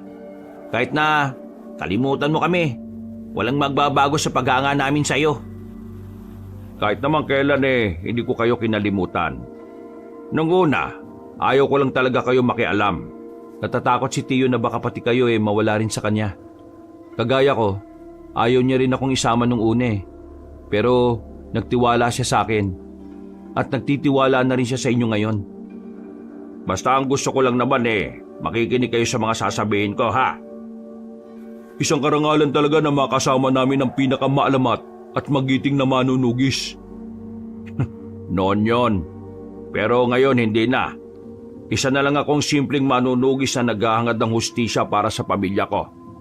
At para na rin sa mga taong biniktima nila ngayon. Nang makita na namin ang lagusan, tinahak namin yun ng halos 10 minuto. Paglabas namin, natanaw na namin ang dalawang malalaking bundok na magkaharap. Sa puntong ito, mas lalong lumakas na ang kaba ko sa dibdib ko. Dahil kaunting minuto na lang ay mapapalaban na rin kami sa mababangis na nilalang.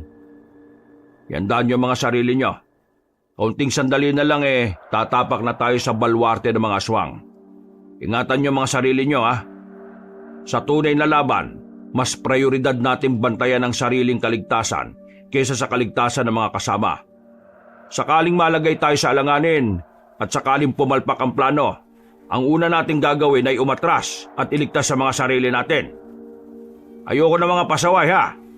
Ang laban na ito ay tungkol sa buhay at kamatayan. Ayaw kong mauna pa kayong mawala kaysa sa akin. Nagkakaintindihan ba tayo? Tumango at sumang-ayon kaming tatlo. Matapos ang sandaling pagpupulong, agad na rin kaming naglakad para simulan ang aming mga plano. Nang ilang metro na lang ang distansya namin sa bungad, nagtago na muna kami sa halamanan para magmasid. Sa obserbasyon namin, mukhang maraming aswang sa labas ng mga bahay sa mga ganoong oras. Kaya hindi kami nagpadalos-dalos. Hinintay na muna naming lumipas ang ilang oras para makakuha ng tamang pagkakataon. Magtatatlong oras na tayo dito ah. Parang walang balak magsipasok sa bahay ang mga aswang na yan ah. Baka alam na rin nilang may posibilidad na puntahan sila rito. Kaya ganyan sila kaalerto. Kailangan natin mahanap ang mas ligtas na lugar. Kailangan makuha natin si Gabriela ng walang nagiging problema. Kapag nagawa natin yon, isang malaking alas na ang panlaban natin. Mapuputulan na ng mga pangil ang mga aswang kapag hawak na natin sa leeg ang pinuno nila. Tiyo, mukhang pwede tayong dumaan dun, oh. Maliwanag dyan, baka makita tayo. Kung bibilisan natin, walang makakita sa atin. Kesa dun sa kabila na medyo madilim, pero merong mga aswang. Hindi. Wala muna tayong gagawin. Dito muna tayo. Hintayin natin ang 3:00 ng madaling araw. Sa ganong oras, madalas nagpapahinga na ang mga aswang. Matagal-tagal pa pala. Pwede pa pala ako nito matulog. Gisingin niyo na lang ako kapag bakbakan na ha. Nakakaramdam na ako ng antok ng mga sandaling yon, Kabanong, pero nanatili pa rin akong mulat. Sinasamaan ko si Tio sa pagbabantay habang ang dalawa naman ay masarap na ang tulog. Mga ilang sandali lang, nakita na rin namin kumukonti na ang mga aswang na pagala-gala sa labas. Sinyalis daw yon na nagsisimula ng magpahinga ang karamihan sa kanila. Dahil doon, ginising na rin namin si Badang at Wilberto. Nang masiguro naming wala nang gaanong aswang sa paligid, gumapang kami palapit sa unang bahay. Pumasok kami sa silong. Sandali kaming nang batsyag. Nakita naming papalayo na ang mga aswang na nasa bungad. Kaya naman, nakakuha na rin kami ng tamang pagkakataon para tuluyan ng makapasok. Magteban, mukhang hindi pa sila matutulog. Parang may isang direksyon lang silang pinupuntahan, no? Oo nga, Tiyo. Para mga walang laman yung mga kabahayan na nadaanan natin kanini. Hindi kaya meron silang pagre-ritual ngayon? Yan ang malalaman natin. Sa ngayon, iisa-isay natin ang mga kabahayan para mahanap natin si Gabriela.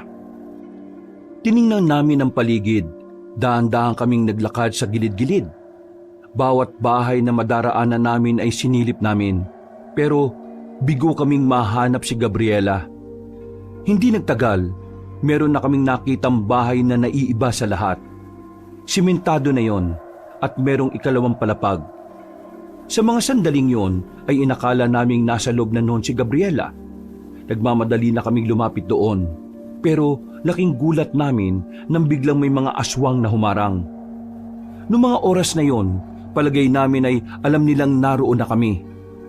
Parang pinaghandaan din nila ang pagdating namin kaya napalibutan na rin nila kami. Eto na hinihintay natin. Magteban, pinakagat lang yata nila tayo eh. Nandito na yan, palag-palag na. Basta kung ano man ang mangyari, mahal na mahal ko kayo. Kung makapagsilita ka naman, parang mauna ka pang mamatay ah. Hindi nagtagal, lumusob na rin ang mga aswang sa amin. Pero ang ipinagtataka lang namin noong mga sandaling yon ay bakit kakaunting aswang lang ang humarap sa amin, samantalang ang inaasahan namin ay hindi bababa ng 30 ang mga naroon. Ganun pa man, nakipaglaban pa rin kami sa mga yon. Hindi namin sila inatrasan kahit na higit na mas mabilis sila kumpara sa mga una naming nakalaban. Ang sarap pala talaga makipaglaban sa mga aswang ano? Focus! Focus lang! Huwag maging kampante. Mas mababangi sila kumpara noon. Erwin, sa likod mo! Paglingon ko sa likuran ko, nakalapit na pala ang aswang sa akin. Nagawa niya akong kalmutin sa likod, pero hindi naman yun naging dahilan para mapabagal niya ako. Agad akong dumistansya. Nang makabuelo ay tinaga ko rin ang aswang na yon. Tinamaan ko siya sa leeg pero hindi pa rin siya namatay. Ano, ayos ka lang? Ayos lang naman ako, Tiyo. Mababaw lang naman ng kalmot niya eh. Alerto ka dapat. Mapandin lang ang mga aswang. Minsan akala mo aatake sila pero hindi mo alam sa likod pala sila aatake sa'yo. Sumunod kayo sa akin. Tara! Meron kaming dinaanan sa gilid. Masikip, madilim. Hindi na kami hinabol ng mga aswang doon. Pero nang makalabas na kami ron, sinalubong naman kami kagad ng mga yon. Hindi na namin nabantayan ang kanilang pag-atake. Kaya naman tinamaan si Badang at si Wilberto. Tumilapon sila sa lakas ng pagsipa at suntok ng mga aswang. Agad naman kaming rumisponde sa kanila. Buti na lang ay wala naman silang malalang galos. Pinapagod lang nila tayo. Hindi nila binubuhos ang lahat ng bilang nila dahil hinihintay nila tayo mapagod para mas makalabang sila sa laban. Huwag niyo masyadong ubusin ang lakas niyo ha. Kailangan nating tumagal hanggang sa makita natin si Gabriela. Anong gagawin natin kung lusob sila ng lusob? Akong bala. Ako ang harap sa kanila. Dito lang muna kayo. Sigurado ka ba sa sinasabi mo, Mang Teban? Kung pati kayo mapapagod at maubusan ng lakas sa laban na ito, walang aalalay sa akin sa oras na ako naman ang mapagod.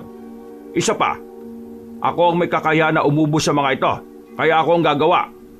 Huwag kayong mag-alala, kayang-kaya ko pa. Walang sinabi tong edad ko. Ayos, idol ka talaga. Nababahala man kami para sa kaligtasan ni Tiyo, pero nagtiwala na lang kami sa kaya niyang gawin. Maya-maya lang, muling lumusob ang mga aswang. Sabay-sabay, mabibilis at talaga namang mahirap hulihin kung kami ang gagawa. Pero si Tiyo, minamani-mani lang niya ang pakikipaglaban sa aswang. Kahit na meron ng edad, nangingibabaw pa rin ang kanyang kahusayan. Hindi na namin mabilang kung ilang aswang na ang pinatay ni Tiyo. Ang alam lang namin, walang makatama sa kanya kahit na isa. Nang mapansin ng mga aswang na hindi sila umuubra kay Tiyo, sandali silang natigil sa pag-atake. Namamangha kami habang pinagmamasdan ng maraming bangkay ng aswang sa harapan ni Tiyo. Kakaiba ka talaga, idol. Kaya hindi talaga ako nagkamali na ikaw yung inidolo ko eh. Huwag na muna tayo magdiwang. Sa pagtigil nila, alam kong meron silang binabalak. Tiyo, mukhang siya na yung Gabriela oh. Dumating ang isang babaeng sobrang puti, pero maputla ang balat. Matangkad at malaanghel sa kagandahan ng muka. Nakangiti siyang nakatingin sa amin. Kung titingnan na maigi, parang wala sa itsura niya na siya ang pinuno ng mga aswang. Parang hindi niya kayang pumaslang ng tao dahil sa pagiging mahinhin niya. Magandang gabi sa iyo, Mang Teban. Ang tagal na nung huli tayo nakita ah. Bata pa ako noon, pero hindi ako nadismaya sa iyo ngayon. Magaling at nakakatakot ka pa rin kalaban. Nangako ka sa akin noon na kapalit ng kalayaan na ibinigay ko sa iyo ang pagbabagong buhay mo. Sinabi mong hindi mo tatahakin ang landas na tinahak ng mga kalahi mo. Pero sinira mo ang pangako mo. Pinatay niyo pa ang pamilya ko. Matapos mong lagasin ang buong lahi ko sa mismong harapan ko, hihilingin mo sa akin na mamuhay ako ng payapa. Alam mo ba kung gaano kahirap ang mamuhay ng araw-araw mong naaalala? Kung papaano pinatay ang mga mahal mo sa buhay? Nanggulong ang kan mo sa payapang buhay ng mga tao. Kung ano man ang ginawa ko, yun ay dahil sa pinangangalagaan ko lang ang kapayapaan ng sangkatauhan. Kayo ang unang nanggulo sa mga aswang, hindi kami. Bata ka pa noon, Gabriela. Ang alam mo lang na kwento ay ang naririnig mo mula sa matatandang aswang. Pero wala kang alam kung gaano karaming buhay ang kinuha nila sa mga taong wala namang kasalanan sa kanila. Ngayon, ipagpapatuloy ko ang nasimulan nila. Malaking pagkakamali mo na binuhay mo pa ako noon, Mang Teban. Hindi ka magtatagumpay, Gabriela. Marami ka pang dapat danasin bago mo pa ako mapatumba. Pagbabayarin kita sa ginawa mo sa mga tao, lalong-lalo na sa buhay ng pamilya ko na kinuha mo. Hindi ako magpapatalo sa iyo, Mang Teban. Kupas ka na. Hindi mo na magagawang talunin ng mga bagong sibol na aswang. Hindi na itong henerasyon na kayang-kaya mong ubusin. Huwag na tayo magdaldalan. Simulan na natin! Umalis si Gabriela at sinundan naman yun ni Tiyo. Susunod sana kami sa kanila pero bigla kaming hinarangan ng mga aswang. Wala kaming nagawa kundi ang kalabanin na lang din sila. Magkakatalikuran kami ng mga sandaling yon, Kabanong. Dahil sa ganung posisyon namin ay hindi magawang makalapit ng mga aswang. Unti-unti rin namin silang napapatay. Pero nakaisip ng paraan ng mga kalaban namin. Pinagbababaton nila kami ng kung ano-ano kaya napilitan kami magtago sa gilid. Wisit ng mga aswang to. May binabato silang tae. Ang baho! Ang bababoy ang putik. Kailangan natin silang libangin dito. Hindi pwedeng sumunod din sila kay Mang Teban. Tara, balikan na natin. Nang ibahin na namin ang estilo namin, ay hindi na rin kami binato ng mga aswang. Mano-mano na namin silang nilalabanan. Aminadong sa mga sandaling yon ay masyadong maliksi ang mga nilalang. Hindi na kami makatama. Palagi silang tumatulon at kung saan-saan gumagapang. Pero hindi kami tumigil. Hindi kami nagpatinag. Kahit na nahihirapan na kami, ay itinuloy namin ang laban. Hanggang sa unti-unti na nga naming napapansin na kumukonti na rin sila. Ano? Mga salot, kaya nyo pa ba? Konting-konti na lang mga pre. Ubusin na natin ang mga to para makasunod na rin tayo kay Mang Teban. Bilis! Sa aming pagpapatuloy, nagawa na rin naming talunin ng mga aswang. Wala kaming itinira kahit na isa. Sugutan na rin kami noon, pero kahit papaano, hinakaya pa rin naming makatayo. Palis na sana kami nang bigla na lang may isang aswang na humila sa paa ni Badang. Nakalmot si Badang sa tagiliran na naging dahilan para bumagsak siya kaagad. Agad naman naming tinuluyan ang aswang na yon. Badang, okay ka lang? Sakit! Alalayan ka namin. Hindi na. Itabi niyo na lang ako. Sundan niyo si Mang Teban. Bilisan niyo. Sigurado ka ba sa sinasabi mo? Oo, bilisan niyo. Kailangan niya nakasama. Bilis! Itinabi namin si Badang sa likuran ng mga drum. Mabilis naman kaming tumakbo ni Wilberto para sundan sila Tiyo. Nang makarating na kami roon, inabutan naming sugatan na si Tiyo. Habang ang aswang na si Gabriela naman ay wala pang galos kahit na isa. Tingnan mo nga naman, Mang Teban. May rumispondi pa para sa'yo. Kaya nga lang, makakasama mo lang din naman sila sa hukay. Bakit kayo narito? Hindi na sana kayo sumunod. Hindi ka namin kayang iwan, Tiyo. Sasamahan ka namin kalabanin siya. Oo nga, papayakin natin yung aswang na yan. Malakas siya. Mabilis niya. Nahirapan akong hulihin siya. Mabuti naman at inamin mo rin na mas malakas ako sa'yo, Mang Teban. Kaya kung ako sa'yo, isuko nyo na lang ang sarili nyo para hindi na kayo mahirapan. Kung itutuloy pa natin ang laban na ito, mas mararamdaman nyo lang ulit ang pait na kamatayan. Lo, magpahinga ka na muna. Kami na munang bahala sa isang ito. Hindi niyo siya kakayanin. Manood ka lang, Mang Teban. Kami muna. At ang lakas din naman ang loob nyo na humarap sa akin. Tingin nyo ba ay makakapalag kayo sa akin? Kung ang matandang yan nga na itinuring na dakila ay wala ring magawa. Huwag ka muna masyado masaya, Gabriela. Hindi pa tapos ang laban. Dahil habang humihinga pa kami, hindi ka pa nananalo. Kung sa bagay, may punto ka rin naman. Kaya sige, simulan na natin to. Noong mga oras na yon, aminadong kabado kami pareho ni Wilberto. Pero wala kaming ibang magagawa kundi harapin si Gabriela. Nang sa ganon, magkaroon ng sapat na oras si Tiyo para pag-aralan ng mga kilos ng babaeng aswang. Hindi nagtagal, lumusob si Gabriela sa amin. Sinubukan namin siyang tagain. Pero nailagan niya lang yon. Nahablot niya ako sa kamay. Nagulat na lang ako nang maramdaman ko ang malakas na suntok niya sa sikmura ko. Sa sobrang lakas, sumuka agad ako ng dugo. Hindi naman nagsayang ng oras si Wilberto. Lumusob siya kay Gabriela. Pero sa kasamaang palad, tumilapon lang din siya sa gilid. Hindi niyo ako kakayanin. Marami pa kayong dapat maranasan para lang makatagal kayo sa akin. Anong pinagsasabi mo? Tingin mo susuko na kami kagad sa atake mong yon? Nagkakamali ka! Sinakal ako ni Gabriela. Itinaas niya ako sa ere. Pero lumapit naman si Wilberto sa kanya. Tinaga siya ni Wilberto sa hita. Sa pagkakataong yon ay nabitiwan agad ako ng babaeng aswang. Sinamantala ko rin ang pagkakataon na wala na siya sa tamang posisyon. Tinaga ko rin siya sa hita. Nang tamaan siya, sinubukan ko namang itarak ang hawak-hawak kong itak. Pero laking gulat ko nang mailagan niya yon ng walang kahirap-hirap. Isang suntok na naman ang natanggap ko. Tumalsik at sumadsad ako sa lupa. Erwin! Mang Teban, ituloy na natin ang laban natin. Wala naman ako mapapala sa dalawang ito eh. Nagsasayang lang ako ng oras sa kanila. Huwag ka nga masyado mayabang. Kung makapagsalita ka, parang napatay mo na kami Hanggat tumihinga kami, hindi mo kami matatalo. Ang daldal mo? Sige, ikaw na ang uunahin ko ngayon. Nabahala kami ni Tio nang makitang nilapitan na ni Gabriela si Wilberto. Pero sa mga sandaling yon, napansin ko na parang may binabalak si Tio. Hinayaan lang niya makalapit ang babae kay Wilberto. Nang makakuha ng tamang pagkakataon si Tio, meron siyang kinuha sa bulsa. Isang tirador na binalahan niya ng holen. Tinamaan si Gabriela sa ulo. Akala namin nung una ay hindi siya tinatablan. Pero nang maglakad siya, bigla siyang napatigil. Napahawak siya sa ulo.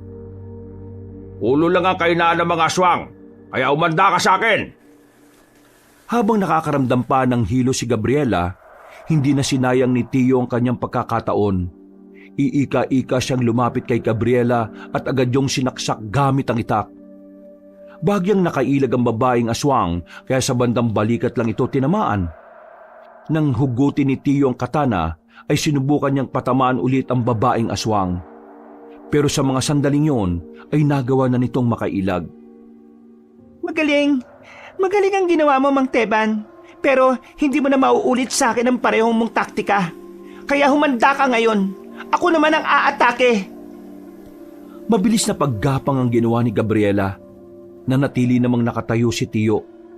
Nang malapit na sa kanya ang babae, bigla niyang kinuha ang kanyang latigo. Hinigupit niya si Gabriela. Tinamaan naman yun sa katawan na naging dahilan para mapatras niya ito ulit. Oh, anong problema? Masakit ba? Mukhang tinamaan ka na yata ngayon Hindi mo na ba kayang umilag? Pinapatunayan mo talaga sa akin kung bakit ka kinatatakutan ng matatandang aswang noon. Sige, ipapakita ko rin sa'yo kung ano ang tunay na lakas ko. Sinimula ng babaeng aswang na magpalit ng kanyang anyo. Pero habang nangyayari yon, hindi na nagsayang ng oras si Tio.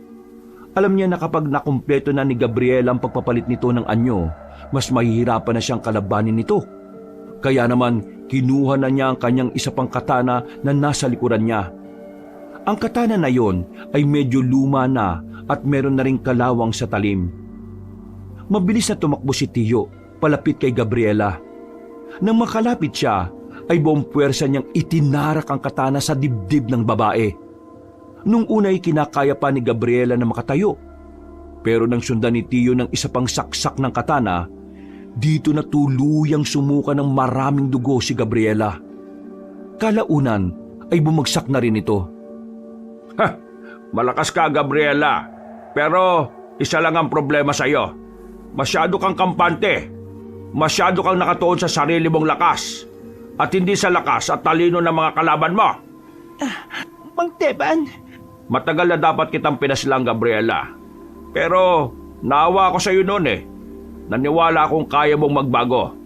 Naniwala akong kaya mong tumahak ng landas na malayo sa mga kinamulatan mo. Pero ngayon, itatama ko ng pagkakamaling nagawa ko. Wag mo akong... Makakapagpahinga ka na rin. At pinapangako ko, ito na ang huling sandali na may makikitang aswang. Tuluyan ang nalagutan ng hininga si Gabriela nang itarak ulit ni Tio ang katana. Noong mga sandaling yon ay lumuwag na rin ang paghinga namin. Kahit masakit sa katawan, ay sinubukan pa rin namin makatayo para lapitan si Tio. Nag-akbayan na lamang kami at naglakad patungo sa kinaroroonan ni Badang. Bago kami umalis, sinalaban namin ng apoy ang buong lugar. Hindi pa rin ako makapaniwala noon, Kabanong. Nagawa naming talunin ng mga aswang kahit na 4 na tao lang kami. Pero dahil doon, napatunayan ko na mas malakas pa rin talaga ang mga tao kaysa sa mga nilalang na yon. Hanggang sa makauwi na kami sa amin, manghang-mangha pa rin ako sa mga nangyari. Masaya ako kasi kahit papano, nakasama ako sa pagkamit ng hustisya para sa lahat ng biniktima ng mga aswang. Makalipas ang ilang araw, Kumusta na pala yung binuo mong grupo, Badang? nahirapan kami makahanap ng mga bagong miyembro.